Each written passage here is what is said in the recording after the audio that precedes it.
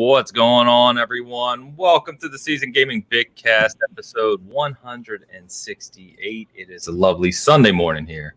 I'm your host, Ainsley Bowden, joined by my illustrious panel, Mr. Tie Guy Travis, who's already laughing. What's lucky? Turn? How you doing, guys? Nice to see you. Nice and early for you? Yeah, loving it. Nice to see everybody. Bright and beautiful faces. Dan, looking foul as ever. How you doing, buddy? I'm good. You're grunting like Geralt. Yeah. At this point. Yeah. Storm coming. Mr. Rodriguez, I'm doing here. well this morning? Yep. Just kind of, it's been a long weekend. A lot of stuff going on. It's been a long weekend. When you have to help organize a wedding, I think that's the issue. Yeah. That's the problem. Nobody wants to do that. No, absolutely not. Joining us back, Mr. Friend of the show, Mr. Windows Central Gaming Channel himself. You know him well. Miles, what's happening, brother? What is going on? Stoked to be on with you boys. Bright and early on a Sunday. Bless up. I'm excited to get into it. Thanks for having me on. Of course, man. Always welcome here. So good morning, everyone. Today, we are going to be talking about a lot of Gamescom stuff. So we got the Destiny 2 live stream. We got the Xbox stream, and we got opening night live, Jeff Keighley's show. And there's a lot of announcements. One of the main things we're going to be talking about, though, is Destiny 2. Like I said, we'll try and keep Travis in check. He has a lot of misinformation. He doesn't get things right a lot of the time. So we'll do our best.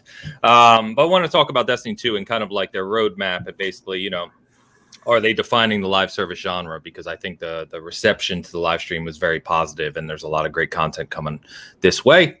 We've got Gamescom. We've got more Halo Infinite we'll talk about, of course. We've got a Saints Row reboot, which is getting all kinds of backlash for reasons I didn't even understand.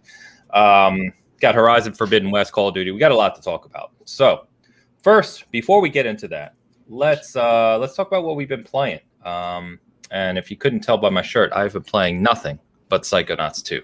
So anyone else playing it? Travis, I already asked you. You haven't started it yet. Miles, are you playing Psychonauts 2? I also haven't started it. I've been playing a couple games for reviews that have all dropped aroround the same time. So I'm exactly in Miles' shoes. I want to give it the proper several days at least. So I haven't even started it. That's fair. I this is a game that deserves your attention, your full attention. Yeah. So, Dan, where are you at? You playing it? Not there, but let's see. I haven't played. I've only played like half of the first one, so I kind of want to finish it. Okay. Other than that, but here's the thing. I'm at that point now where I'm just like, you know what? I might just jump into 2, and just call it good because everybody seems to love it. Yeah. And I'll give it a shot. But it's downloaded. I've gotten that far. That's as far as I've gotten. There is a when you start the game too, so everyone is aware. When you start the game, there is like a 3-minute kind of video recap of the story to this point. I watched that actually at the wedding because I, thanks to xCloud Gaming, I was able to take my phone and I was like, "Hey, check this out, guys!" And I was like, "Oh yeah, all right, yeah." Then I turned the Chiefs game on, and that was it. So, but yeah, not even the regular season. Why?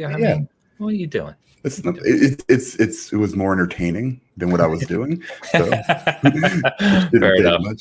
Fair enough. You want to hit the super chat real quick, Dan, while we get started? Yeah, Fat Boy Horror. I see Destiny is taking the Ghost of Tsushima route, Game of Thrones. What the heck is God? I don't know. But last year, Tsushima typically. Okay, that's what I thought. Last year, Beyond Light was as a bought expansion was £59. The deluxe edition, same edition for the Witch Queen, $87.99. That's insane to me. Do I have to get you glasses? Are you gonna be all right over there? What are we doing? I'm trying to focus. I need to get. Can't read a simple sentence. Yeah, I was struggling with that one. Sorry, Fat Boy Horror, but thank you for the £5 super chat. Yes, thank you very much. Yeah, so we talk about that, right? The prices, especially in Europe. So $87.99 for deluxe edition of Witch Queen is crazy because that translates to about almost $120. So, which what? Travis, we're looking your way. So. Yeah. What does that include for $120? Oh, so the deluxe edition is the Witch Queen expansion and all of the seasons that come out that year. So it's 4 seasons in total. So it's basically a year of Destiny for Oh, $80. and those are American. normally $10 each, right? Yeah, and those are $10 each usually. So it's actually not a bad price. And then they have a bundle that is $100, so it'd probably be like $150 in the UK. No. No, $100 is like 65 pounds, 70 pounds. 65. Wait. Pounds are the strongest currency in the world. Okay, but by this logic, if the deluxe edition is 87 pounds, then the American like about 120. Yeah, so the $100 version in America would be even more than that. Oh, I'm sorry. I'm saying they're sorry. charging more. We've made this way more complicated than we yeah. They're no going idea to be what you're charged. talking about right now. They're going to be charged like £100 for that version. I see what you mean. Okay, yeah, so it'd be like $150 our currency. So that version comes with all of that plus the 30th anniversary pack. Which has like a bunch of references to their old games, and it has Gallarhorn and stuff like that. So yeah, it's a pretty expensive pack, but also it's a year of Destiny, which if you're like me, like you're going to get hundreds of hours of enjoyment out of it. That said, I still empathize with what he's saying, and also I think Destiny charges you for way too many things because it has a seasonal model plus mainline expansions that come out every year plus microtransactions all throughout the game. Like you get armor and sparrows and ghosts, and now your transmog for your armor. All of that is microtransacted, which I don't think they really need to be charging you like 5 different ways in Destiny, but that's where they're at. So yeah, well, it's an expensive game. They have like 700 employees or something like that. So yeah, no doubt. So we're going to talk actually a lot more about that specifically because that's kind of the conversation I want to lead into. But just before we get to that, anyone playing anything you actually want to discuss or that's been moving you a little bit? You guys said you're playing games for reviews. Anything good that you can talk about? I can talk about one that shipped recently, and that's Aliens Fireteam Elite. Did the review for Windows Central on that. Honestly, legitimately shocked by how good that game was. It's a budget game, so it's somewhat repetitive, but if you like Gears of War, if you like Left 4 Dead, it's those two elements. But that team killed the soundtrack, the look, and the atmosphere of Alien games. Like I was playing with somebody for the review who had never seen an Aliens movie going into it. What? Whoa. Yeah, which is weird, yes. Understandably, I was a little confused. He played one session and then went and watched like every single Aliens movie after that. That's how much he like loved this world from playing this game, and that's a testament to how great this game looks. So yeah, it's dumb, it's mindless, but it's if you're in the mood for that, it's totally worth checking out, especially for $40. It's solid. Yeah, I've only played it for about 2 to 3 hours, but I've really enjoyed myself, and I especially like that it has the authentic kind of sound effects of the assault rifle, and when you kill an alien, they do that high-pitched scream, and there's things like that are actually really cool because I'm a gigantic Aliens fan, one of my favorite movies ever. So the only thing is like, well, one, I've been addicted to Psychonauts, so I haven't gone back to it, but two, it's much, at least in my experience, way better with a couple friends. Like if you 3-player co-op. Trying to play with like bots is just not the same. So interesting. Very, very cool. I want to play that one. You might have convinced me to pick it up because I also enjoy the Alien. You said Aliens, Ains. I don't know if Aliens. Is that refer to the second film? Film. Yeah. I see. Okay. All right. Well, I want to play that one. I've been working on a review for the Man-Eater DLC, which is called Man-Eater Truth Quest. Which the shark is going after the truth. Okay, got it. Basically the shark becomes a conspiracy theorist and wants to uncover the truth of lizard people or something. It's a very weird expansion, but my review will be out on Tuesday. Playing that, I finally played 12 minutes. I got to the show late. I feel like I'm always like a week behind on the show. Like I'll probably come on next week and be like, oh yeah, I played Aliens Fireteam Elite, real good game, you know. But I'm always catching up because of my damn reviews. And then I've just been playing Destiny aside from that, and Hades still. Actually, I did 2 quick runs this week, and they were both clear. So I'm still getting. Nice. I'm still playing that game, man. Yeah, once I get through Psychonauts in the review, I want to go back to Hades and do some more clears as well to get more of the story. So it keeps getting deeper, man. The credits rolled a long time ago, and I'm still discovering new stuff. It's pretty crazy. So. That's awesome. That's awesome. All right. Nix has a question, and Travis, this will be a good one for you. I wanted to get to it real quick. I always wanted to try Destiny 2, but it seems daunting at this point. Is there a point that someone can start at and play without feeling so behind? No. That's not even lying. And done. No, he's not lying, because I hadn't played it in about 3 years, and I went back recently, and the only reason I could figure out what the hell I was doing is because my stepson lives here, and he's a Travis. He has like 4,000 hours in Destiny. And so he knows every detail. And I was like, okay, where do I go? What do I do? What am I doing? You know, how do I do this with my weapons? And he had to just help me along the way. I had no idea what I was doing. Yeah.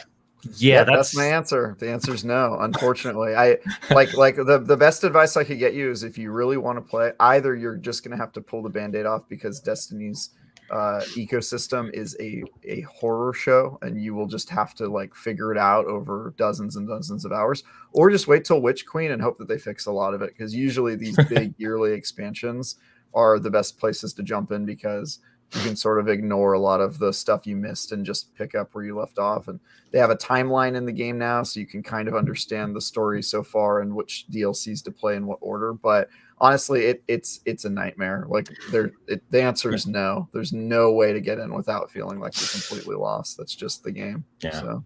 And there's so much content there now, like, which is awesome, right? Once you figure out what the hell you're doing. But it's like, God, it's hard. And I don't like their kind of arbitrary level caps on certain things. Like, I started playing through one expansion because I'd never played it, Forsaken, like an older one, you know? Yep. And my stepson was like, oh, don't bother with that. And I'm like, why? He's like, well, everything you get is useless now. And I'm like, well, but I want to understand what's going on. Like, that doesn't make any sense. And he's like, oh, I agree. But so, yeah, I mean, if there's two philosophies. If you're going in and just trying to play through all the major content to learn the story, then you probably shouldn't worry about level, because you never need to be high level to beat the story anyway. Yeah. Or if you're just going into like min max and metagame and just like try to power your way up so that you can do end game activities, then there's no point in playing any of the campaigns, period, even the new ones, because you know the campaigns are the first thing you do in Destiny. They're not the way to power up. So it like I said, it's such a mess that I have a show every week to talk about this, and our episodes are like 4 hours long, and we still don't have enough time to talk about all the stuff that's in the game. So that should just give you a clue about how lost we are as people who play this game religiously, that you have no hope. Abandon all hope, ye who enter. That's all I have to say. Yeah, that's very true. Man, good to see all the faces in the house. I see Puppies all the way from Australia. What's up, brother? Joe in the house. Neo, good to see you. Neo, we're not talking about boyfriend dungeons. Stop it. All right, we're done with that for now. But should we though? Should we though? Now we're getting somewhere. Dan OAKW, good to see all you guys. Let me get the super chat. Dan, you want to hit it up? Yeah, I've increased my screen resolution and size of text to 150%. Neo GameSpark, $5 super chat. I second Destiny being confusing AF. Man, I really wanted to say that. I tried jumping back in a few months and dropped it after a few days. Lol. I'm gonna keep trying though. You know what? He's basically, that's where I'm at with Destiny. Like, my son is a humongous Destiny fan, huge. He loves it. Like, when everything dropped with the Witch Queen, he came up and he's just like telling me everything. Yeah, I was lost in the first 15 seconds, you know. But it's cool to see that passion that the fans have for it, and it's. I tried probably right around when you got back into it with your stepson. Yeah. And I tried to jump back in, and I remember messaging you. I'm like, what am I doing? I don't understand what's going on. I have no clue. I think I told you you're asking the wrong person. Yeah, it was I don't know. Oh man, it was bad. Yeah. It was just, I mean, it's cool though. I mean, like, I love the gameplay. I love, a lot of things about it. It's just, I don't know what to do. Like, there's no direction. Yeah. So well, good luck to anybody starting it. Yeah, no doubt.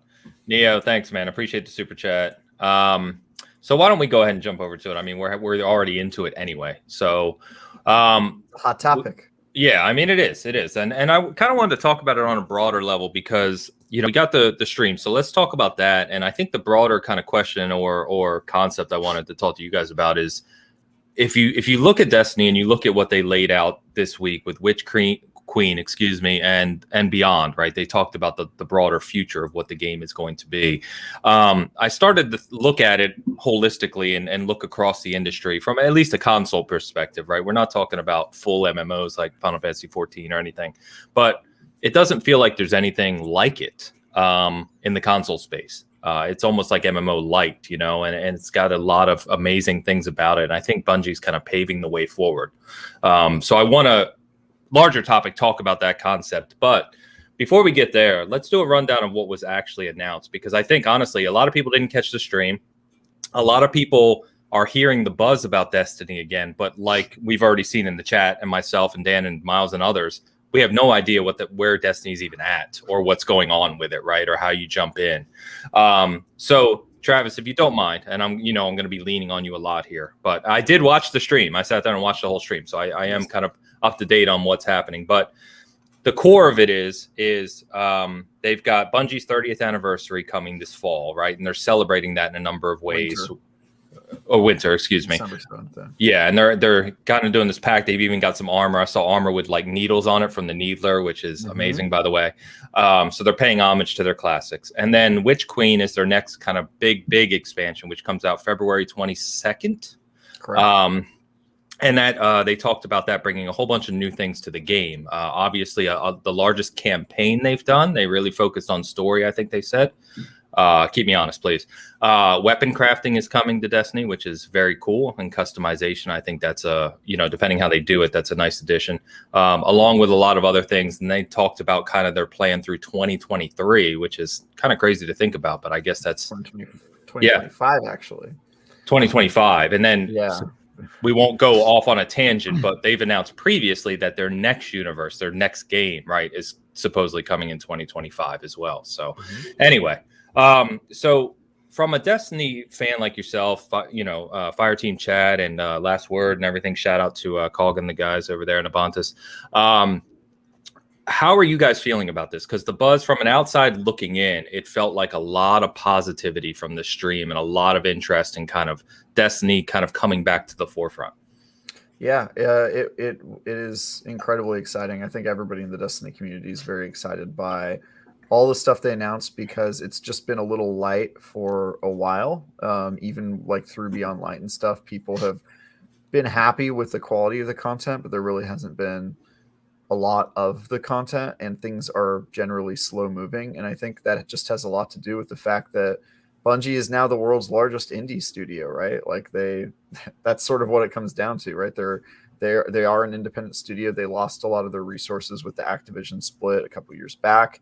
And so this is just extremely inspiring, right? Like we're getting this great 30th anniversary pack this winter. We're getting a proper big expansion. And then for the next year, we're getting endgame content, whether it's a dungeon or a raid content for the next year. And then beyond, they've just explained their plans are not only to support this game until 2025, but they've said that Destiny 2, not Destiny, Destiny 2 is going to continue beyond 2025.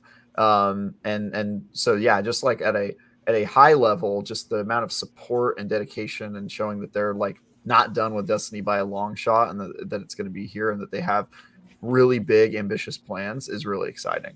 And then just on like a more granular level, all the actual content they announced just looks great. Like the Witch Queen looks like it's going to have a ton of really great narrative threads, and we're finally going to get to see some of the crazy Destiny threads that have never been closed, or we've never gotten answers to the millions of questions we have. We're finally going to start getting some answers. They're putting a new weapon type into the game, the glaive, which is a cool melee / ranged type. Weapon crafting. They're finally giving us some more PvP content that we've not gotten for like the past 2 years almost. So yeah, there's just a lot to be excited about, and the community's really amped. And I think I predict the Witch Queen will be probably as big as like the Taken King in terms of like bringing players back to the fore and re-energizing the fan base that already exists there. So that's my my elevator take if it's an extremely long elevator ride. Yeah. So we've got plenty we can dive into there. And Sark in the chat, good buddy of mine, he's a diehard Destiny guy as well. I know he's got tons and tons of hours into it. Yeah. So, and he just said actually keeping people engaged until December. And I was actually, as you were talking and I saw his comment, I was thinking to myself, yeah, and there's obviously a lot of competition come the fall, right? Especially with Halo returning. And we know how good Halo multiplayer is. So I for me personally, Destiny PvP is a zero sum. Like there's no chance I would even waste my time on it.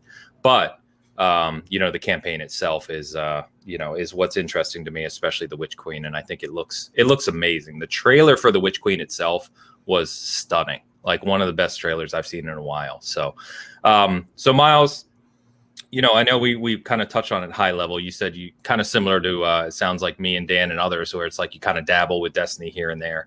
As you kind of took this in this week and you hear everything Travis is talking about, does this, from your perspective, is this something that would bring someone like yourself back into the fold? Yeah, I hope, like Travis touched on, there's a way for new players to get introduced to the game more on a broader sense, because I jumped in with the Series X and S enhancements. And which are great, by the way. Yeah, game looks beautiful, runs beautifully, but my God, it's so overwhelming to dive in. Like I played Destiny year one hard, Destiny 2 year one really hard, fell off. So I took a couple year break, tried to jump back in because I have friends that play it. I heard all the positive buzz around it, wanted to get back in. But yeah, like Travis said, you have to spend hours and hours and hours of your life trying to understand what you're doing and understand this world. And I love that they're finally delivering on the dream of Destiny 1, this game that lives and breathes for 10 years. And it seems like with Destiny 2, that's the goal. They want to have this project running and they want to keep adding content to it, which is awesome. We're no longer in a point in time where we have to have sequels just for the sake of having sequels. You can add content to a game, you can add features to a game, and just have it breathe and keep the community engaged. So I will be checking out the new expansion in February, and I'm hoping that it sucks me back in the way that I got sucked in, year one of Destiny 1 and 2. Yeah, I'm feeling about the same. I'm hoping that it kind of, like I said, it pulls me in. I think my only concern, like I said before the show, is that, and we'll touch on it too, but Horizon Forbidden West now launches on February 18th, 4 days before Witch Queen, and I'm a huge Horizon fan, so I think I'll probably wait till I'm done Horizon, but that's a few weeks. It's not a big deal in the grand scope of things. Oh, it is. It is. Destiny is a play it when it comes out or be lost again. It waits for no man. It really does. Like honestly, like I also loved Horizon Zero Dawn. Actually, I think I reviewed it. I think I gave it a 9. But nice.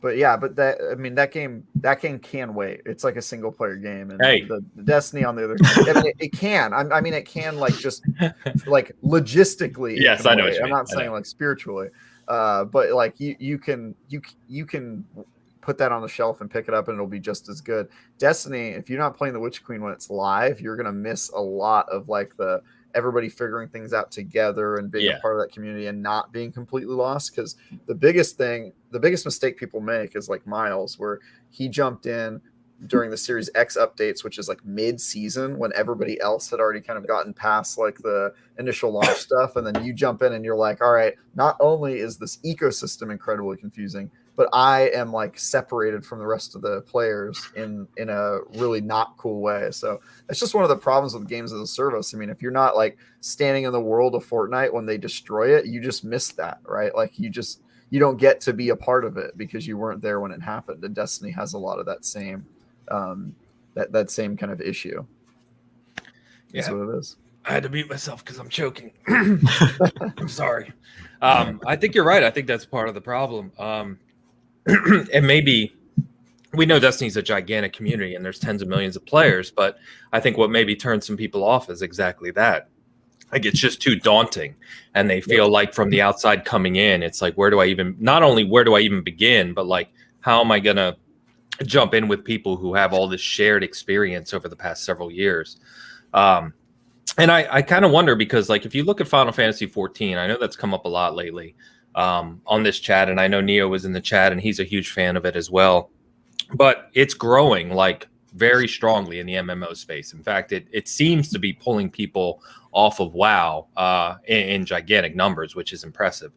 But from what I haven't played it, so I don't know. So anyone can correct me. But from what I hear, there's a lot of content in that game that kind of warms you up to what's going on in that world, right? It kind of introduces you to concepts, introduces you to what's happening, where you go to do things, kind of welcomes new players. It's just one of the things that confuses me about Destiny is they not only changed the beginning of the game multiple times now, because I've played it at multiple steps and I'm like, what the hell's going on?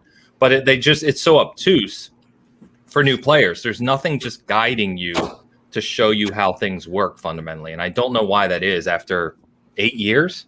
Yeah, I mean, they have opposite philosophies. Destiny's philosophy is cut off the previous beginning of the game and just get them right into the current action, because the old irrelevant stuff people don't really play, and it's not useful for you to play anyway, because there's less to explain about Destiny. It's point and shoot, and you have some powers. Like, it takes like 4 seconds to tutorialize you. Whereas Final Fantasy has like a million different commands and buttons and systems, etc.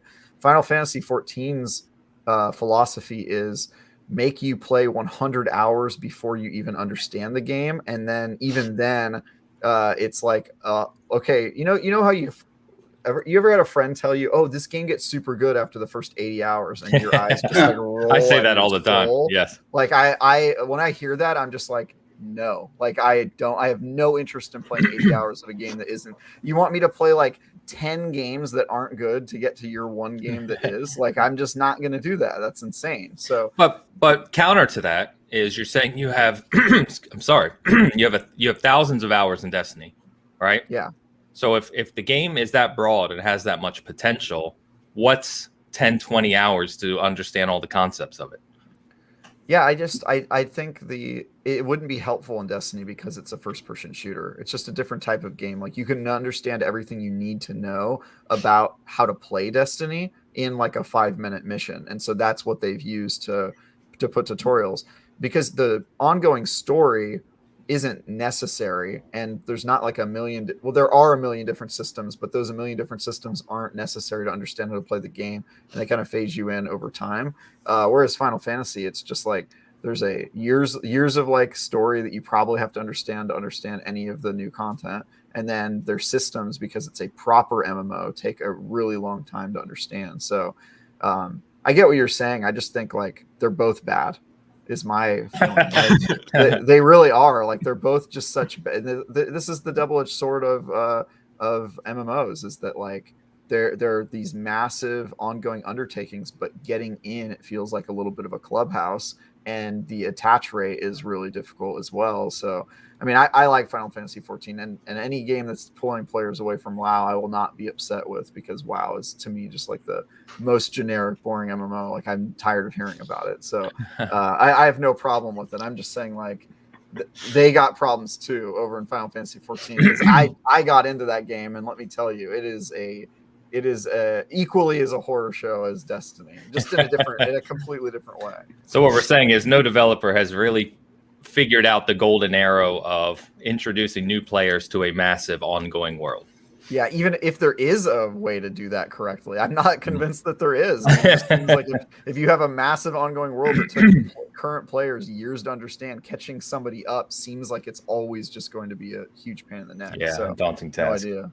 Yeah, I would quickly point out one game that has kind of tried to find a balance that I think is successful is Sea of Thieves. There's still some work to be done there with the way they present new ideas, but they introduced this concept called the Maiden Voyage, which serves as a tutorial for the broad kind of systems of the game. And then once you complete that, you can go and you can talk to people at outposts, and you can look at this basically book. And these tall tales serve as a way to introduce players to the world and the systems in a way that delivers a campaign, while also, delivering on all the kind of subtle mechanics that the game has. So they need to do some work, but I think in terms of games with a service and games that add new content and some people have no idea how it works, I think they are getting there compared to Final Fantasy and Destiny.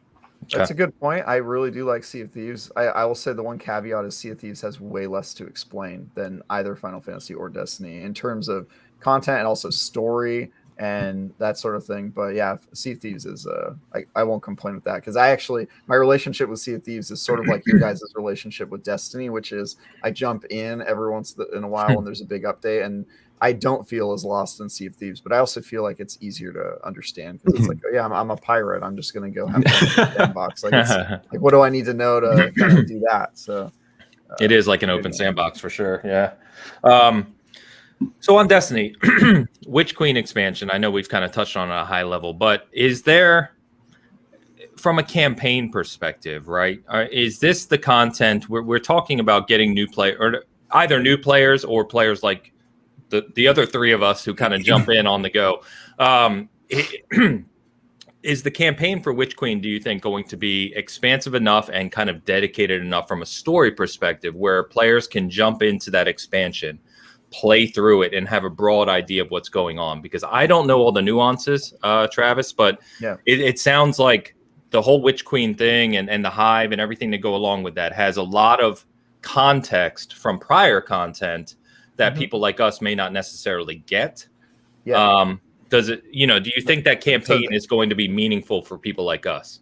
Absolutely. Okay. I do. I actually think this is something Destiny does relatively well, which is like you can see a Star Wars movie and still enjoy it without like knowing all of the EU lore and like what every character in the background was doing and all the Easter eggs and stuff like that. And I think Destiny is very similar to that. Like if you want to know all the extra stuff that kind of leads up to the Witch Queen, they'll let you dive in and read like lore entries and get as deep as you want, but it's not necessary to understand and enjoy the campaign. And Witch Queen is like, it couldn't be more simple as a concept. It's, hey, remember that guy that we all killed years ago, Oryx, which like a lot of probably everyone here who's tried Destiny did that campaign because it was one of the more popular ones. Well, this is his sister and she also doesn't really like you. And I mean, that's like pretty easy, right? And then everything else you'll kind of like figure out as you play. But yeah, I think this is going to be one of the best campaigns for new players, even if you just buy Witch Queen or play it in Game Pass or however it is that you gain access to it, just to play through the campaign. It sounds like the campaign is going to be meatier. They compared it to God of War and Titanfall 2 and those sorts of linear single player campaign games. I think you'll be able to play it from beginning to end and really enjoy it without having to then go the extra step and dive deep into the end game and doing all that stuff. I think they're sort of separating, right? They're trying to make like a casual experience you can just play and have fun, and then a deeper experience that happens in the end game that you can just go into, which they've had a hard time separating those two in the past. Sure. So it sounds like they're attempting to do this more. Otherwise, they just made a huge mistake by comparing themselves to God of War and Titanfall 2. But I don't think they would. I don't think they did that lightly. I think they know, hey, people who like those sorts of experience, we're doing this campaign for you. And so I think, if you're jumping in, you don't need to know anything about it. Trust me, it's not. The story is both incredibly nuanced and deep, and also like the dumbest, easiest to understand thing ever. So, have fun with it and take it for what it is, at whatever level you want to experience it. That's my. I gotcha. Okay, fair enough. So Heisenberg says I started playing Destiny this past week. Game Pass, I have an absolute blast with it, but I had to watch hours of YouTube content to catch up on the story, and I'm still not sure what's going on. Okay. So that's kind of exactly what we're talking about. Yeah. My man Forte in the house. Good to see you, man. Dan, you want to hit this up, dude? Yeah, thanks for the $9.99 super chat. I bought the collector's edition for Witch Queen. Ains, if you need a guide, hit me up. I've had a love-hate relationship with Destiny, but there isn't a game like it anywhere else. I have 7,327 hours just on Xbox alone. That is very specific, but thank you. That is very specific. That's a fan right there. Yeah. Oh man. Yep. 7,000 hours on one platform, man. I can't even. What does that even come out to? Like in days? Somebody do some math. I'm not good. Yeah, it's 300 days, something like that. That's a year of your life. I've been playing Destiny. Yeah, since 2013, I'm sure. That's I don't know if that's just Destiny 2, but I'm sure it's both. But thank you, Forte, for the super chat, man. Wow. Appreciate that. One of the concepts we kind of been joking about, right, are like Sherpas. People like Travis, people like Forte, people like Sarko in the chat who know all this stuff, and you can just jump in their backpack and ride along with them so they can show you. That's what my stepson did. Like, I finished the new raid when it came out. I had no idea what I was doing. No idea. He's like, all right, we got to do this mission, get you this weapon, do this mission, get you this weapon. And I had all these new weapons. And then he's like, all right, go stand here, go shoot that, go do this. And I'm like, all right, I beat all the new content. No idea what happened. Not a clue. Just a blur. Yeah, not a clue. I will tell you whatever that raid was where you go out in space and you have to walk outside. And the music, it was stunning. I got to give him credit. It was amazing. Yeah. So that's a pretty great game. Yeah. Gaming 4K, totally agree with you. I actually don't know any Destiny players with hundreds or thousands of hours who don't have a love-hate relationship with Destiny. I say all the time, Destiny is one of the best and 10 of the worst games I've ever played. And I still stand by that. So wow. And it's funny because there's quite a few people in chat here who are similar, right? Forte and Sark and some others have talked about their time with it. And like you just said, it's like there's so many, it's such a big community now. I was pretty shocked to see them say that since when they've had 20 million new players to Destiny since last year or something. I don't know what the timeline was. But I mean, the community is just so big now that it's funny to always run into these people that have several hundred or even thousands of hours in the game and still complain about it. You know, it's impossible not to. It's impossible not to. Everyone who gets that deep in Destiny has some problems. It's just, it's just their nature. Mr. Badbit has a question for me. He has a question for you. Hit it up. Yeah, the answer is it's going to be pretty hard. The Grandmaster Nightfall is you basically have to be max power level, which means that in one season you've got to put in like quite a few hours. I would say at least a couple dozen. You can do it over weeks, but you have to power level to get max level. And then you've got to find 2 sweat lords like myself who are going to be willing to like push you through a Grandmaster Nightfall raid or Grandmaster Nightfall activity. Because those are super tough. Like if you get hit, like you have the smallest enemy ever shoot you 3 times and your character's just like, and dies. It's really hardcore, but for players like myself, like we run Nightfalls pretty regularly at the end of the season. So if you're willing to put in the time to get to max level during that season and then find 2 people like myself who can push you through it, it's attainable, but you definitely, it's not like a log on once and get it done. Like you're going to have to commit to actually try to get those final trophies. But the good news is you can get them to pop both at the same time. All you have to do is just beat the Grandmaster Nightfall and you get both of those. Yeah. Very cool. All right. So bigger topic for you guys is, as we said at the start, right? Is what Destiny's becoming, and you talked about the roadmap through 2025, Travis, but is there any other game like this on the console front? If you take away the kind of PC MMOs, right? The big grand scale ones like we were talking about, is there any other game that is a platform that's now living for 8 years, essentially, right? That it just continues to expand in this way and broaden the community and broaden the lore and its environments and continue to add new concepts like this. And I think what you said is really pertinent, Travis, around, or maybe it's Miles, I'm sorry, around like games, you don't have to just do a straight sequel anymore. It's not like a straight cut 1 and 2 and 3 and 4. You have a platform, and we've even talked about Halo Infinite being the same way, and 343 is approaching it from that's why it's Halo Infinite, and that's why they're building this live service platform, right, is to add to it over time. So I think they're going down the same route. And I think Destiny, though, has kind of led the way. I think Bungie was very a lot of foresight in where gaming was going from a gaming perspective. And I don't know if they get enough credit for, despite the issues we've talked about with Destiny and despite their learnings along the way, they're kind of paving a path that no other company has really successfully done. And I know that Fortnite and Epic have been like, okay, they're people say they're kind of defining live service with their big events and their Ariana Grande show and, all these things. But Fortnite is such a contained experience in my mind. It's a very narrow experience in terms of gameplay, whereas Destiny feels like a broad universe with a whole lot of other things going on in it.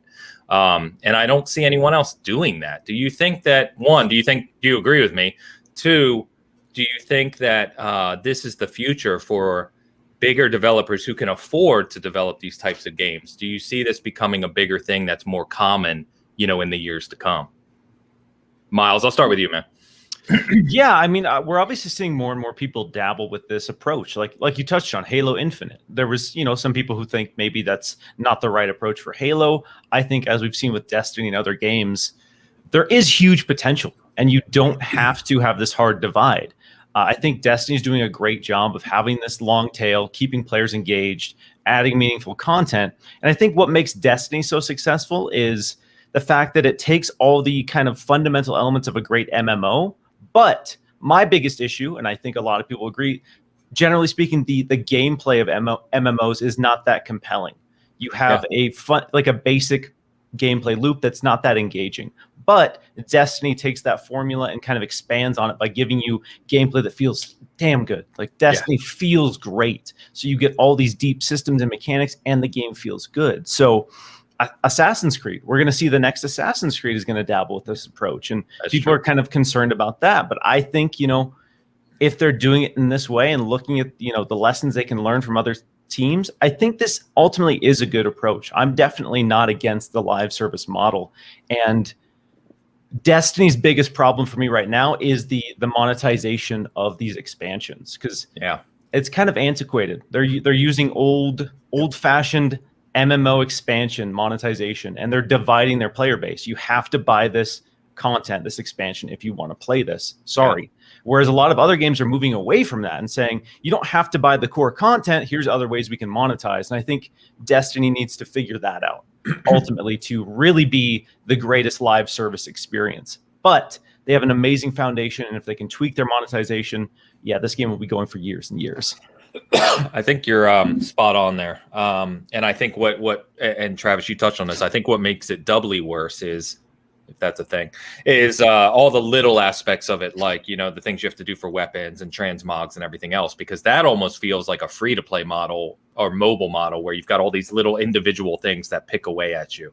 That definitely needs to be simplified, where all players have the same content, and there's ways for the whales, if you will, or the dedicated players who are going to spend money and really support the development. Now, we do have to understand, of course, that the development of games of this nature is astronomical, right? I mean, the money that Bungie invests is gigantic. So, there's got to be a way to do it. I think Bungie's learned along the way, and they're still learning, right? And I think as more companies move into this area with the Halos, with the Assassin's Creeds, the big companies that can afford to do it, I think they'll learn off of one another. We saw the same thing with microtransactions and loot boxes and season passes, and all these things have kind of evolved as companies kind of figure out what is too egregious for players and what's acceptable. You know what I mean? So, 1 second, Travis. Let me get these comments real quick, because I know I'm sure you've got some commentary here. Sark and Paris as well both said, it's a shame that Division hasn't gone the same way. And I completely agree. I love Division. I know Dan has a lot of hours in it as well. Like, personally, for me, I think I've put more time into Division than I have Destiny, just because I prefer the looting in it and some other things. But it's a shame that Ubisoft isn't taking the same approach. I guess we'll see what they do with this free-to-play Division Heartland, but I don't have a lot of confidence. I'm sorry, though. I thought there was something else. Mo? No. Get Mo's super chat real quick. Yeah, 999 super chat. Thank you, Mo. Good morning, boys. Cheers to the panel and everyone watching. Hit that like button and give the non-clout chasing creators like this some love. Cheers. We only chase clout in our time off. Only on Mondays and Thursdays. Right. Very dedicated, small period of time. Mo, thank you, brother. As always, definitely check out Backlog Chronicles on Sunday nights. If you're not already checking those guys out, our good friends over there. Thanks as always. Appreciate it. All right. Travis, you were going to touch on the points around what we said, live service milestones as well. So first I want to say, like, the the monetization thing, I think Bungie is just doing completely wrong. And what's funny is I'm sort of alone in that thinking when it comes to the Destiny community, because the Destiny community is so close to it and they see so much content having it being offered that they're just like, oh yeah, like $100, like not a big deal. Like, why are you complaining? Like, this is criminally undervalued is a phrase I've heard before. And I 100% get that, because it's, you know, it's a game that you're playing every day. But the issue with Destiny is exactly what you were saying, is they've evolved their model over the years by adding different things. Like they had loot boxes for a while, and then they switched that out to this sort of like, everything you buy is cosmetic. It's not pay to win, but they have just like a huge offering of microtransactions. And as they added all this stuff over the years, they never took anything away. Yeah. They still have the old model of like, you pay for yearly expansions, you pay for season passes, all this stuff. And so they're sort of in between, and they're getting a little greedy with like how many times they ask the community for money. And meanwhile, you know, Bungie's thriving. They're building an entire new like campus for their employees, and like, you know, making an anime, and they were on Game Pass this year. I'm sure they've made some money off that. So that, you know, you got to figure they're making money hand over fist. And so I 100% agree. And I think the Destiny community loves the game so much they're happy to pay $100. But just looking at it as an outsider, I always try to think of like, you know, the Ainses of the world who are like logging on with their son and like just trying to figure out what the heck's going out. And honestly, the payment model is already one of the things. I get people DMing me all the time going like, so what do I have to buy to play? And that's an insane idea to me. It's like, and then I go, well, I mean, you got to buy the expansion. And then if you want to play the old stories, you have to buy the expansions for those too, unless you have Game Pass. And then some of the expansions are free to play, but not all of them. And then also there's seasons. You want to make sure you own the season pass, or at least the season that you currently play. Oh, and then of course, you know, there's some stuff you're just gonna have to buy piecemeal. And by that point, they're like, all right, you've already convinced me not to play the game. Like, I think I'm out. Yeah, exactly. They're like, I don't even know what to buy. Like that is such a big problem. So I totally think they're behind in that regard. They need to figure out like, what is a fair deal to the consumer, and what also makes it less complicated. Like, what is the simplest way to do it? I don't agree that they're like super old school with MMOs, like, because they do not have a subscription, and they've never had, and they've stayed far away from that. So they are distancing themselves from that stuff. But yes, their system is outdated. On the original question, Ains, which is like, is Destiny changing the game? Like, is it going to change gaming and continue to do so? I would say yes, absolutely. I think Destiny has created a genre that didn't exist. It's sort of in between MMOs and shooters, and it sort of pioneered the games as a service model that now Fortnite and other games benefit from. And there are just piles of corpses that tried to do the same thing that Destiny is doing, and none of them succeeded. And you talk bad about Anthem on this show. Hey, I'm sorry, dude. Anthem is a rotting, bloated corpse in the river. I know. That tried to be a Destiny and didn't make it. And even games like Division, there's been a lot of love in the chat for this show about Division. Division's a great game, but it has the same problem a lot of these games have had, which is they come out the gates really strong, and then they die on the sword of supporting the game. Supporting the game is the hardest thing about a games as a service game, keeping the content flowing, keeping the communication and the community kind of alive. And Bungie has succeeded because, you know, they have a weekly TWAB. They've managed to pump out at least a little bit of content. You know, they have dry spells, but they keep content going, and the quality of the content and the amount of content you get out of Destiny, it has not been replicated by any game so far. And that's why so many of these games end up dying eventually, even if their base game is really good. And so I just think I just think the gaming will never be the same. Who knows if anything will ever kill Destiny? I don't believe in killers anymore. I think that there's just how all the Halo killers doing. Yeah, the Halo killers. I honestly just think the games industry is big enough for everybody to succeed. So there's not really killers anymore. Yes. There can be 2 or 3 Destinies. There doesn't have to be one. But I think Bungie has always been at the forefront of this stuff, and they did it with Destiny. I don't know how they keep having so much lightning in bottles, but they're just doing it, and I think they'll continue to define it, even if they eventually, you know, decide to sunset it or whatever, which it doesn't sound like they have any plans to do. I think their influence on the games industry and what they've managed to accomplish is remarkable, and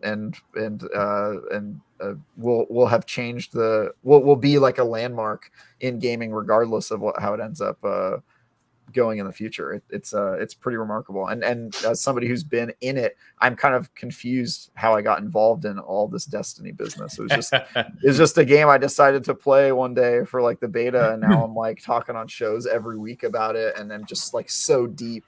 It's kind of a sunk cost fallacy at this point. I'm just like, I've got to continue on this thing. I've been in the game for too long, so I love it, man. I can talk about Destiny all day, as some people. Yeah, I mean, these are clearly pure fanboy takes over here. I don't know what's going on. 100%. Yeah, a lot of people. Credit. Sorry. You got to give them credit, whether you like. No, that's my point. Like, even for someone like me who doesn't actively play it, you just. Again, big picture, right? You look at what they're doing with the game, the service, and what it to your point, impact on the gaming industry, and it's huge. You have to recognize it. Even if you don't like the game, at least be honest with yourself. They're paving the way. And I think, Hassan asked in the chat, and I just mentioned that too. Division Heartland, that could be what Ubisoft is going to try to do with Division for the long-term future. But my confidence in them doing that, incredibly low. Next to zero. So, we'll see, because I don't have, I know people are worried about Assassin's Creed too. Miles brought up where Assassin's Creed is going. And I think you've got Assassin's Creed community is another one that's completely split. You've got the people who love the new big RPG ones, and the people like Dan and Mo and others I know who love the older school, pure Assassin's Creed games. And it's hard to keep a community together, man. It really is. So the biggest thing is, I mean, you see the success, I think, of something like what Bungie did here with Destiny 2, but for some reason, and this is a problem, I think, in the game industry as a whole, like nobody can successfully emulate anything that is successful, which it sounds weird, but like if you look at something like Anthem, the blueprints were there ahead of time with several games. You look at something like Division 2, instead of coming and continuing the live service and continuing to put out content, they decide to, put a stop. This is where we're going to, this is where we're at. We're done. We're just going to make a new game. To me, it sounds like that would be a more expensive task. And I'm not a game developer, so I don't know. But to start fresh and just create a whole new experience in game instead of adding, and subtracting what needs to be done in the game itself, like what Bungie's doing. And you got to, like I said, I'm not a Destiny guy, but you can see that it's successful, and you can see that this is going to be kind of the future, I think, going forward. And I think if other companies emulate what they're doing, they're going to be just as successful, assuming that they can provide the content, because content is key. And even though I have no idea what's going on, there is so much content, and which is part of the problem. But the fans love it. So what are you going to do, man? Yeah. And by the way, we did miss a super chat. Let me get back to it. Yes, Xbox expansion pass. Yes. Joe sucks. Thanks, Luke. Luke with his input for the Destiny conversation. Is that Joe? Yes. Thanks, hard-hitting stuff from the Xbox expansion pass. Check them out on YouTube. Heisenberg in the chat asks, "What's the biggest piece of advice you'd give a new player to Destiny?" Yeah. Play the Division. Yeah. Play the Division. My biggest advice is don't do it.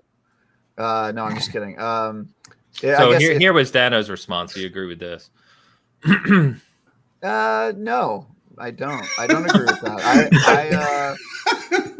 I tried, Dano. I tried. I'm sorry. I just think the worst thing you could do in getting into Destiny is be like, watch like a 4-hour Byte video to understand the story, or watch, a season video to understand it's like, dude, the biggest piece of advice I have is if you really want to get into Destiny, first of all, my first piece of advice is don't do it. But my second piece of advice is that if you're going to do it, just do it with friends.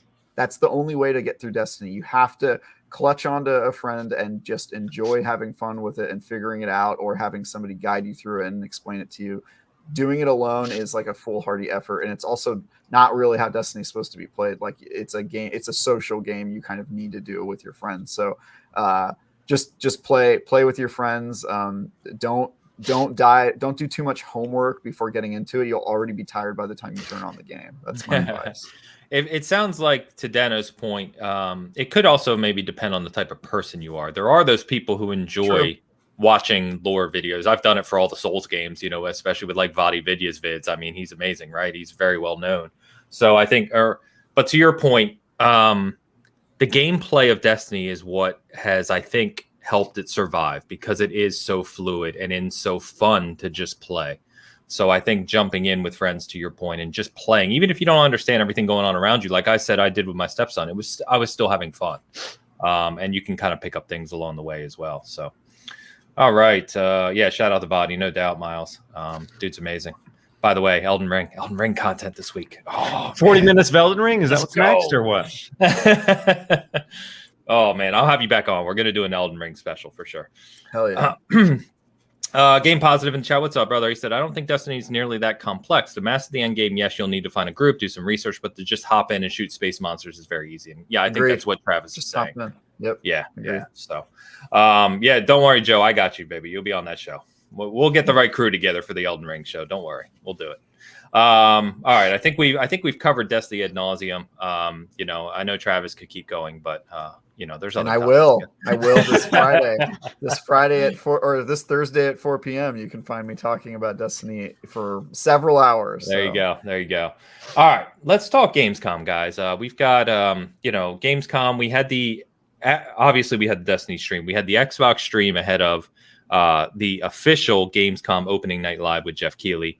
I'm going to give you my quick thoughts. Let's give our quick thoughts on the two streams, the core streams themselves, because I want to hear what you guys think. So the Xbox One, I'm of the opinion there was nothing per se wrong with it. It just didn't do anything for me. The presenters, Paris and Kate, were fine. Nothing negative to really say. The developer, in the comments going, No, nothing. I think he does a great job. That's what I'm saying at all. I'm saying of the show itself. The content. Like speaking to the developers and understanding nuances of Age of Empires and Flight Simulator. I watched the whole thing. I actually really enjoy that. Like I do. My only problem with it was that it came before Gamescom opening night live. And it felt like that's what people were looking at to kind of kick off Gamescom. It's like, oh, Xbox has a show, right? And it's like, okay, you get hyped up, and I know they set expectations ahead of time. It's not E3. I get all that. I understand. My only thing is, and I think it's really this simple, at least for me, is if that show came after Gamescom opening night live as kind of like an addendum, right? Here's additional content from Xbox on games you either are playing or some that are coming later this year. I think the show's awesome. But I think it being set up as we're kicking off Gamescom with this, the format of it just didn't do much for me personally. What do you guys think? Am I way off on that? I think your takes are a lot more fair than a lot of stuff I saw immediately following the show, because we had people up in arms. Obviously, everyone wanted to see Halo, and after opening night live, the conversation shifted to maybe this should have been after that show, so we didn't have those burning questions, because you had people angry. People were angry that we didn't see Halo. People were angry that there was extended cuts on Age of Empires 4 and Flight Simulator and stuff like that. So I agree. I don't think there's anything fundamentally wrong with the show. I think if you're a fan of Flight Sim, if you're a fan of Age of Empires, there was some awesome information there. But yeah, I mean, it wasn't everything in that showcase wasn't for everyone, and I think some people just need to come to grips with that's Xbox's approach now moving forward with Xbox Game Pass. Is they want something for everyone. They don't want you to play every single game that comes to Xbox. That's not their intention. That's not their goal. That's not what they want. So yeah, the Xbox showcase I thought was good. It was good. Had some good information. It wasn't what everyone wanted though. Opening night live, it was kind of strange that Xbox leaned heavily into opening night live. I understand that they probably wanted the crossover. That's my understanding, is that they wanted, more eyes were going to be on opening night live than an Xbox dedicated showcase. So you had your PlayStation fans, you had your Nintendo fans, people outside of the Xbox ecosystem were watching opening night live. So it makes sense to have a few really big Xbox highlights in there. Despite what the hardcore Xbox community wanted. So I think that's the right move ultimately. And I think if the showcase had followed that, there would be really no complaints.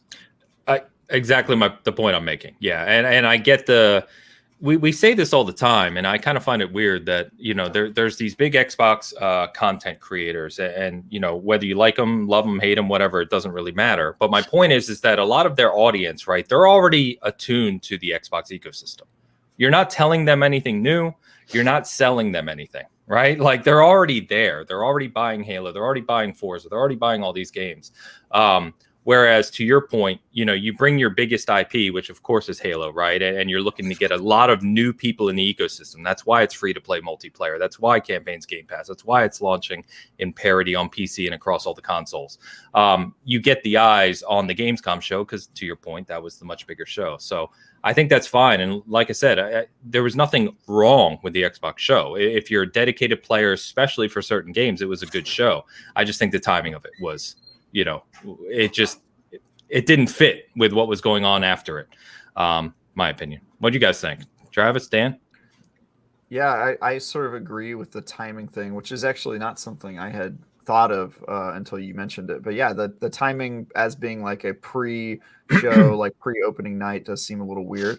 In terms of the decision not to show Halo, I think Xbox is more, I think they've always been like, their philosophy is, we're part of the gaming community and we want to be a part of all these things that happen. They want to give their biggest thing, Halo, to Keighley for Gamescom, not just to show that they support Keighley, but also to show, hey, we're a part of this community and we put in for these like big events that are about celebrating gaming in general, not just about Xbox, because they could have very easily taken Halo, opened or closed with it, and made that show, 4,000% more successful and more filled with hype if they would have kept it to their show. But I just don't think that's Xbox's style. I think they're a little bit more communal and a little bit more proud of, like, they want to be a part of E3, right? They're not trying to like retreat and do like their own sideshow. They want to be a part of the Game Awards show. They want to be a part of Gamescom. And so I think it was strategic, their decision to give that up. Their show for what it is, their separate kind of long form interview show, I thought was quite good. I mean, some of the stuff ran on long, but with those shows, you're not really working on time, right? Like it's not a press conference where you only have 60 minutes of people's time. And it's a different environment too. Yeah, it's just a different environment. I think the important thing would have been, they maybe should have mentioned that Halo wasn't going to be there and that they had given it to opening night. Or set that expectation in advance, just to say like, Halo's not going to be here, we're going to talk about other games, or just told more people about the format a little bit sooner, that it was going to be a little longer and it wasn't just going to be like trailer, new game announced, that sort of stuff, which they did some of that, but they didn't really talk about the format. And I think that's what threw people off, is they're like, wow, we've been like talking about Age of Empire for 8 minutes. Like, what's happening? Like, what is the show? I think that was part of it. And then also I think you're right about the timing thing. I hadn't even thought about that until you mentioned it, but I think it probably should have been after opening night of Gamescom, so they get the big news out first. But I actually thought it was a fine here's show. Additional content. You know what I mean? Yeah. I thought it was a fine show. I really, really enjoyed the Forza stuff, and that seemed like for me as a huge Forza fan, that was like a great headliner, and waiting for that. And then when I saw it, I was like, yep, I want to play this game so bad. Probably not going to have time for it this fall, but I really want to play it. So yeah. And I think, oh, damn it, there was something about the Halo thing. That I kind of died on the hill this week on Twitter, because I pointed out that, in 343's weekly update last Friday, basically 5 days before Gamescom, Joseph Staten said clearly, we're not showing campaign. Like, I mean, he made it clear that campaign is coming later, and yet everyone went in with these expectations we were going to see Halo campaign, and it's just like, I don't think people really listen to what our devs are saying or had watched that video from Friday. It's like, I don't think a lot of people catch the 343 blog, which is a shame, because they're very transparent, right? I think 343 is really being transparent about what they're doing. So, Dan, I don't know. Did you catch up on these shows? I know you kind of were all over the place this week. Yeah, I caught up on most of it. The thing is, what they did well is, like you guys said, there's a little bit of every, stuff in there for everybody. Not everybody's going to like out everything they see, or, as soon as they see something that doesn't interest them, it's all of a sudden it becomes, this show is terrible. And then, 3 games later, it's like, oh, there it is. That's what I was waiting for. I mean, that's basically the reaction. But it's, State of Decay had a new trailer, which got me super excited. And then I think, what was the other one? The Forza stuff was amazing. There's just so much, and the Gunk, I think, was the other one. Come in December. I love that. Right. Yeah. There's so much stuff, and the DLC for Wasteland 3 is like, I'm super pumped. Yeah. So yeah. I mean, I kind of pick and chose what what got me excited, but that's what it is. Not if you're playing every single game, you have no life, and it's not healthy for you. And I know about not being healthy. Trust me, it's not great. So just yeah, you guys are right. I think this would have been better served after a little bit later on. With that being said, it was still great. I love seeing new stuff. They did it in a presentation that wasn't what we've seen in the past, where it was it was just like, gosh, I can't even. It's hard to watch. This was good.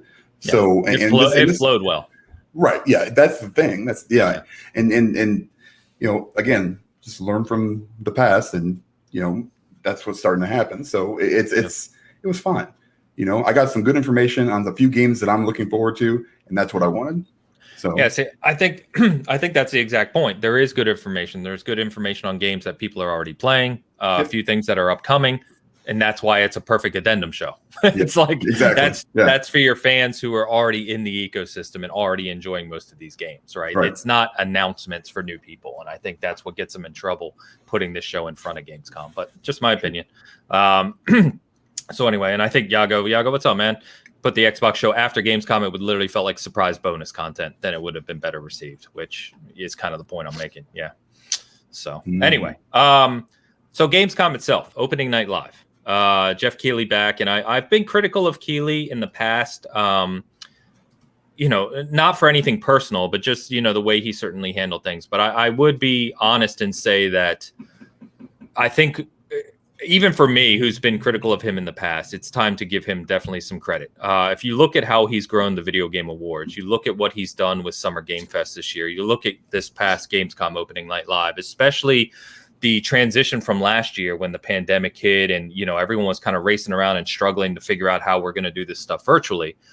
You can see in the evolution and the feedback taken and how they've kind of curated these shows in a much better fashion than last year, in my opinion.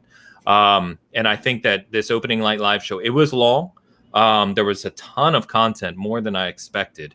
And he does things like that some people don't agree with, like the musical segments or some of these other things. But in my opinion, if you've got the time, and most of us do, you can just throw this on whenever. I thought it was a good show. I thought there were some nice surprises. I think that he's definitely evolved this into something far better, like I said, than it was maybe at the start last year when we were digital. And I think he's doing a great job. And I think he deserves kind of credit and recognition for what he's done for these shows over the past, a couple years now.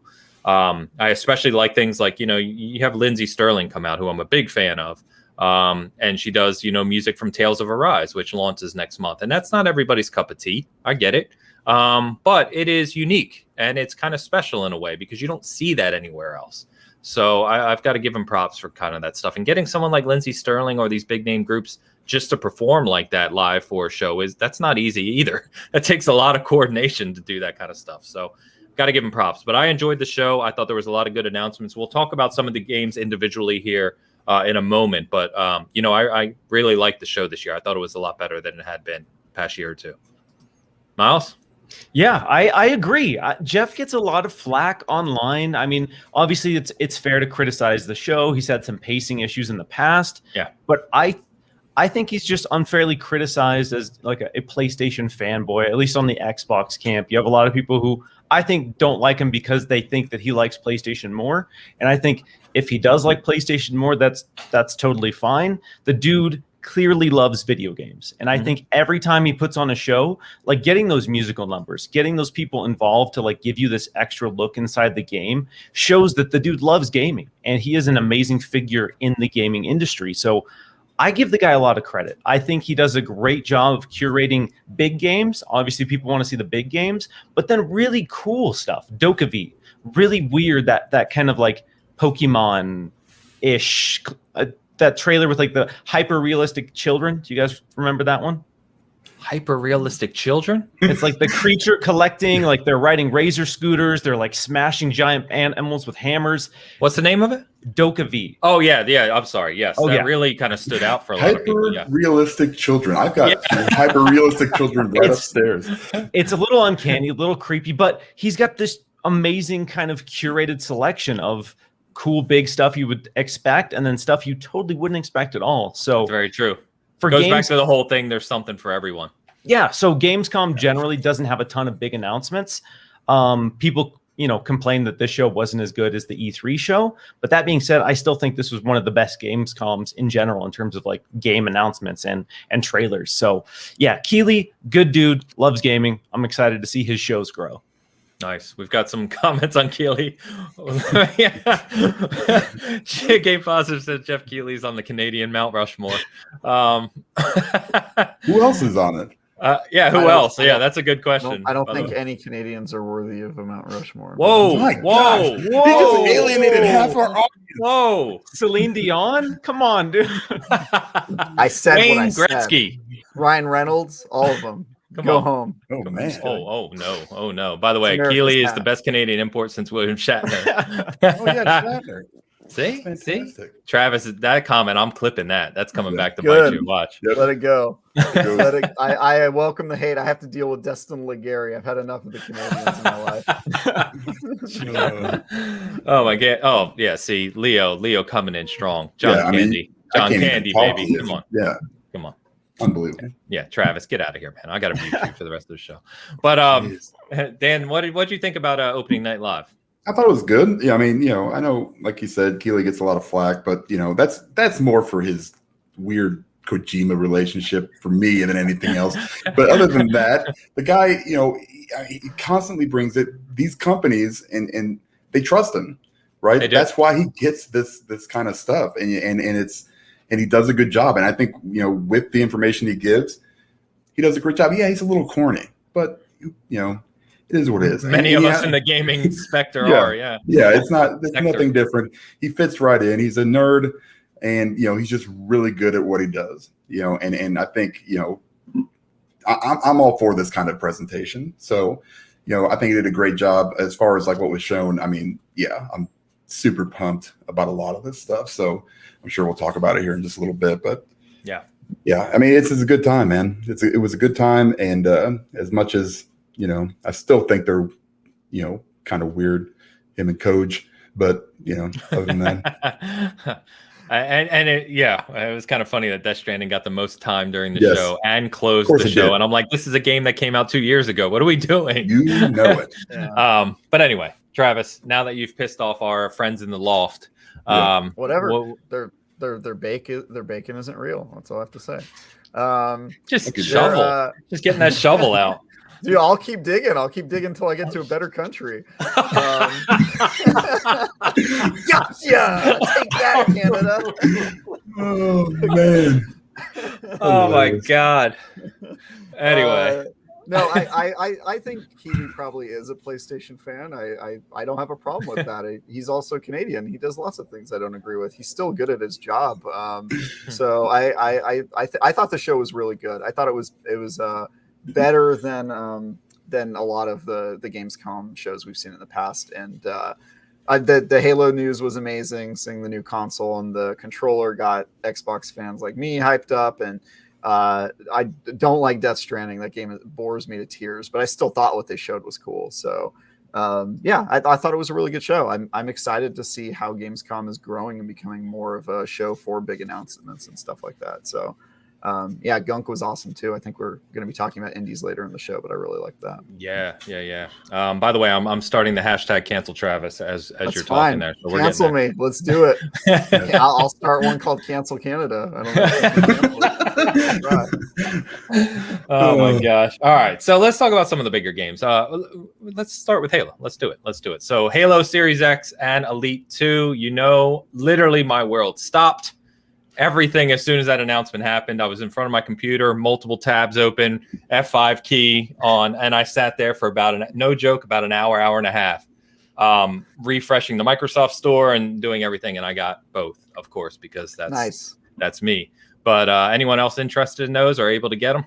Yeah, I bought 6 of them, and I'm going to resell them. Don't you start. Don't you start. No, I didn't get any of them. He created a bot. Yeah, I did. That's what I did. I just like to throw that out there every once in a while. Yeah, you know what? The Halo Elite looks really, really good. Yeah. I wasn't a humongous fan of I like the controller for the special edition. Okay. Not a huge fan of the actual Xbox. Okay. But I mean, you knew it was coming, right? I mean, that was kind of one of those things where it's just like, yeah, they have to do something. So you figured they would. I think the concern I had as a collector of these things, as you'd well know, is with the scarcity of hardware right now. I was really worried that they just wouldn't be able to do it. So I'm pretty shocked that they still came through with it. Yeah. Now, what would be great would be if that Elite 2 controller was, a really good, solid product that I didn't have to return 3 times because I get, either stick dripped or LB sticking. But short of that, I love the look. Gosh, I love the look. I mean, and that almost made me buy it. Yeah. But I was like, you know what? I'm good. I like the new standard controllers are good enough for me anymore. So tell you what, man. Yeah. People love them, man. Yeah. You guys, Miles? Yeah, I had the Elite Series 2 in my cart. Like I was gonna buy it. Like it looks beautiful. The thing looks amazing. I have an Elite Series 2 already. So ultimately I decided against it. I was like, I have the Elite Series 2 because it would just sit in a box, which would be cool. Like I have my Sea of Thieves limited edition controller just sealed, just sitting in a box. And the Elite, like if that's worth like it's worth like $600-700 if it's sealed. Yeah, a lot. And it's one of those things. Like if it was a standard controller, I would have bought it in a heartbeat with it. But with it being an Elite Series 2, I couldn't just leave it in the box. Like that controller's so good. Yeah. So I decided against it. But the controller's amazing, and that console's really, really great too. But I didn't pull the trigger. I almost did, but I did. Fair enough. Travis, you into this stuff? I can't remember if you collect in this stuff. I'm really not into stuff that doesn't have a function. I don't like statues and stuff, but like a special edition console, if it's something I can use, I'll get it. I just couldn't justify it in this case because I already own like 2 Series X's and 2 Series S's. Like my house is just filled with these Xbox consoles, so I couldn't justify getting a special edition one. But I did get the controller because, dude, it's a controller. It looks like Master Chief, and it's the Elite Series 2. Like I'm not going to pass that up. So I hunted one of those things down. I was busy like doing, IGN work when that show was live, so I missed the window. But I found a way to get one of the controllers later. So I got a controller coming to me. I'm really excited for that thing. I think somebody in the comment, or actually it was Dan, said that like those things break, which is true. They have production issues. My secret, and I recommend anybody who owns the Series 2, is buy it at Best Buy and get the Best Buy warranty. It costs like $30 for a year, and then you can just change it in every year. Yeah, you can literally bring it in at 364 days and just pay the extra, $30 for a new warranty or whatever. Because I've managed to keep mine alive through. I think I've had to turn it in twice over the couple years I've owned it, but it's absolutely worth it. So nice. Nix, don't you start free co-op. We're not doing that here. Oh Stop it. I think if you want content on that, watch last week's episode where Ains lost his mind over. I went on a little bit. Yeah, he went on. I went on a little bit. I actually stopped to myself at the 6 or 7 minute mark. Something like that. Yeah. Anyway, so December 8th, it's funny that Miles, I have you back on for this because we were joking about it, right? When we did that Halo roundtable, or was it the E3 show? I don't remember. Last time. Yeah, it might have been around E3 or maybe right before E3. Yeah. Yeah, so we were talking about when we think this game's going to release, and you and I think we're the only ones on the panel that agreed to be the first week of December at the time, anyway. And I know we've kind of talked about that since, but kind of funny. I was joking. December 8th, we missed it by 1 day technically, but I'm still counting it. But I think this is pretty clear that they want to give the team as much time as possible, right? I know people were big on November 15th and the 20-year anniversary, which is all cool for Halo fans like myself and others. We're getting the console and the controller on November 15th, which is kind of funny. So you'll kind of all be set up to go. But at the end of the day, it's just an anniversary, guys. The game releasing 3 weeks later is not a big deal. And if 3 weeks allows them to crush more bugs, then by all means, give them as much time as possible. So I think this is really great. The fact that we have a release date for the new mainline Halo game has just got me obviously incredibly excited. And the fact that it also comes at a time when a lot of people get time off for the holidays and can kind of sit down and enjoy it is going to be amazing. So I don't think there's anything too surprising about the date, but I don't know if there's any commentary on that you guys wanted to make. I feel that they just slighted me on purpose because my birthday is December 9th. And they're releasing it in the middle of the week when, they could have just done the Friday release, but no, just middle of the week. I didn't even look. Is it middle of the week? December 8th? It's like a Wednesday or something weird. What is that? Why are they doing that lately? I don't know. Weird. I was sure, like going into these predictions of when it would drop, I was sure. I was 99% sure it'd be a Friday. It is a Wednesday. Just a Wednesday. Let's go Wednesday. Let's go. Why not? Middle of the week for Halo. Let's go. That gives them 2 days to fix out all the server bugs that inevitably come with these big launches. Then Friday, you're gonna be. Oh, there you go. Yeah, I get that it. Might actually be the reason. Make sure it works for the weekend. You might not be too far off on that day. Go. You're right. Yeah. Although Psychonauts released on a Wednesday too, so who the hell knows? But anyway, that's true. Oh, that's interesting. I tried. Maybe they have some data to suggest that Wednesdays are good for game releases. Who knows? They got those servers, man. They got data on us. I think the December 8th date, I don't really care. I'm more surprised they're foregoing the Black Friday rush with the way the industry's going. But I guess maybe they're relying on Game Pass, or they're more concerned with putting out a quality product. Either way, I'm increasingly convinced that Halo Infinite's going to be an awesome game. I will say my first thought when they said it was December 8th was, I wonder if they did that so that they would not be in the conversation for Game of the Year this year, because that's past the deadline. It is past the deadline, and I'm wondering if maybe if I'm looking at this strategically, if you put it this year right before Game of the Year awards and it doesn't win Game of the Year, it's immediately disappointment. It's a lose-lose situation, because if you become Game of the Year, you've just met expectations. Everyone is like, it better be Game of the Year or else. And if you don't get Game of the Year, then you've let down tons of people who are now going to say that your game is a failure because it wasn't Game of the Year, which was an insane expectation to begin with, right? And so a way to avoid that is to not be in the conversation this year, release a solid game, and then when you're in Game of the Year running next year, people aren't even going to remember your game came out in that same batch because it's a December year from the previous year technically. And I could see that being a strategic decision where they just decided that they wanted to avoid that lose-lose game of having to meet or fail expectations that it's going to be the best thing since sliced bread.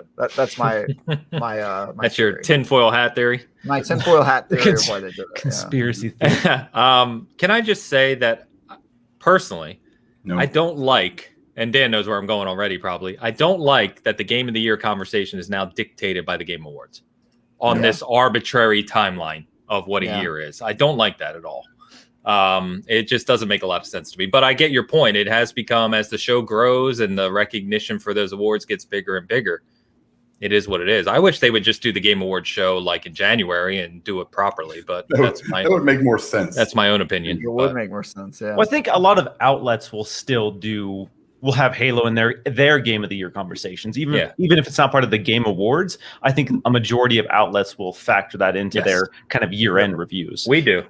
And I mean, obviously we matter most here on this Bitcast. So yes, exactly. The other thing, what you said, Travis, about Black Friday is that's been the ongoing conversation for every video game since the beginning of time. As Black Friday, you've got to beat that to get the core sales in. And it's interesting, right? Because Dying Light 2 is releasing on December 7th, literally the day before Halo. And so they're missing it as well. But I wonder if with Halo, to your point, you've got Game Pass, right? So however millions of people are going to play there, you got campaign. The multiplayer is free to play. And from what we've seen, because you can pre-install it right now, is the multiplayer similar to kind of like Warzone and Call of Duty? It's going to be a standalone thing. It'll be connected where you can jump between campaign and multiplayer, right? In the game itself. But in terms, there's a download just for Halo Infinite multiplayer. And so I think the fact that multiplayer is a standalone product and free to play, campaign's going to be mostly Game Pass. I don't think they're really too concerned about sales per se on this game. This is a long-term investment for them. They're going to recoup the money from a digital perspective over years to come. Yeah. My thought anyway. I think they'll probably recoup it on sales too. I mean, they probably could. I mean, people are underestimating how big this game's going to be. It's going to be a massive, massive launch. Yeah.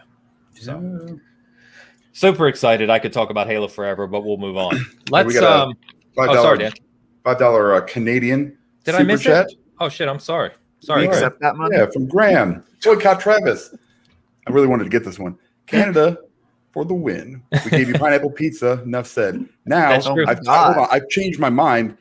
I'm with Travis. Dude. Pineapple pizza is not the gift you think it is. You're making an argument for you. No, it's not, dude. New York pizza, all you need is cheese plain, fold it in half and eat it. You don't need pineapple on it, you yokel. That's what I have to say. I don't know how you brought New York into the conversation. Yeah. Like, I agree. It was a perfect product. A piece of New York pizza, just cheese, tomato sauce on a pizza. It's excellent. And you're putting pineapple on it? Yeah. Why? Why? It didn't need it. I didn't say it. Oh my god! It's gonna be Shatner, Ryan Reynolds, and then a pineapple on it. Yeah, on the Canadian Mount Rushmore. If that's your Mount Rushmore in Canada, you don't need a Mount Rushmore in Canada. That's all I'm saying. It's their Mount Rushmore, but it's 4 feet high. Yeah. It's just that big.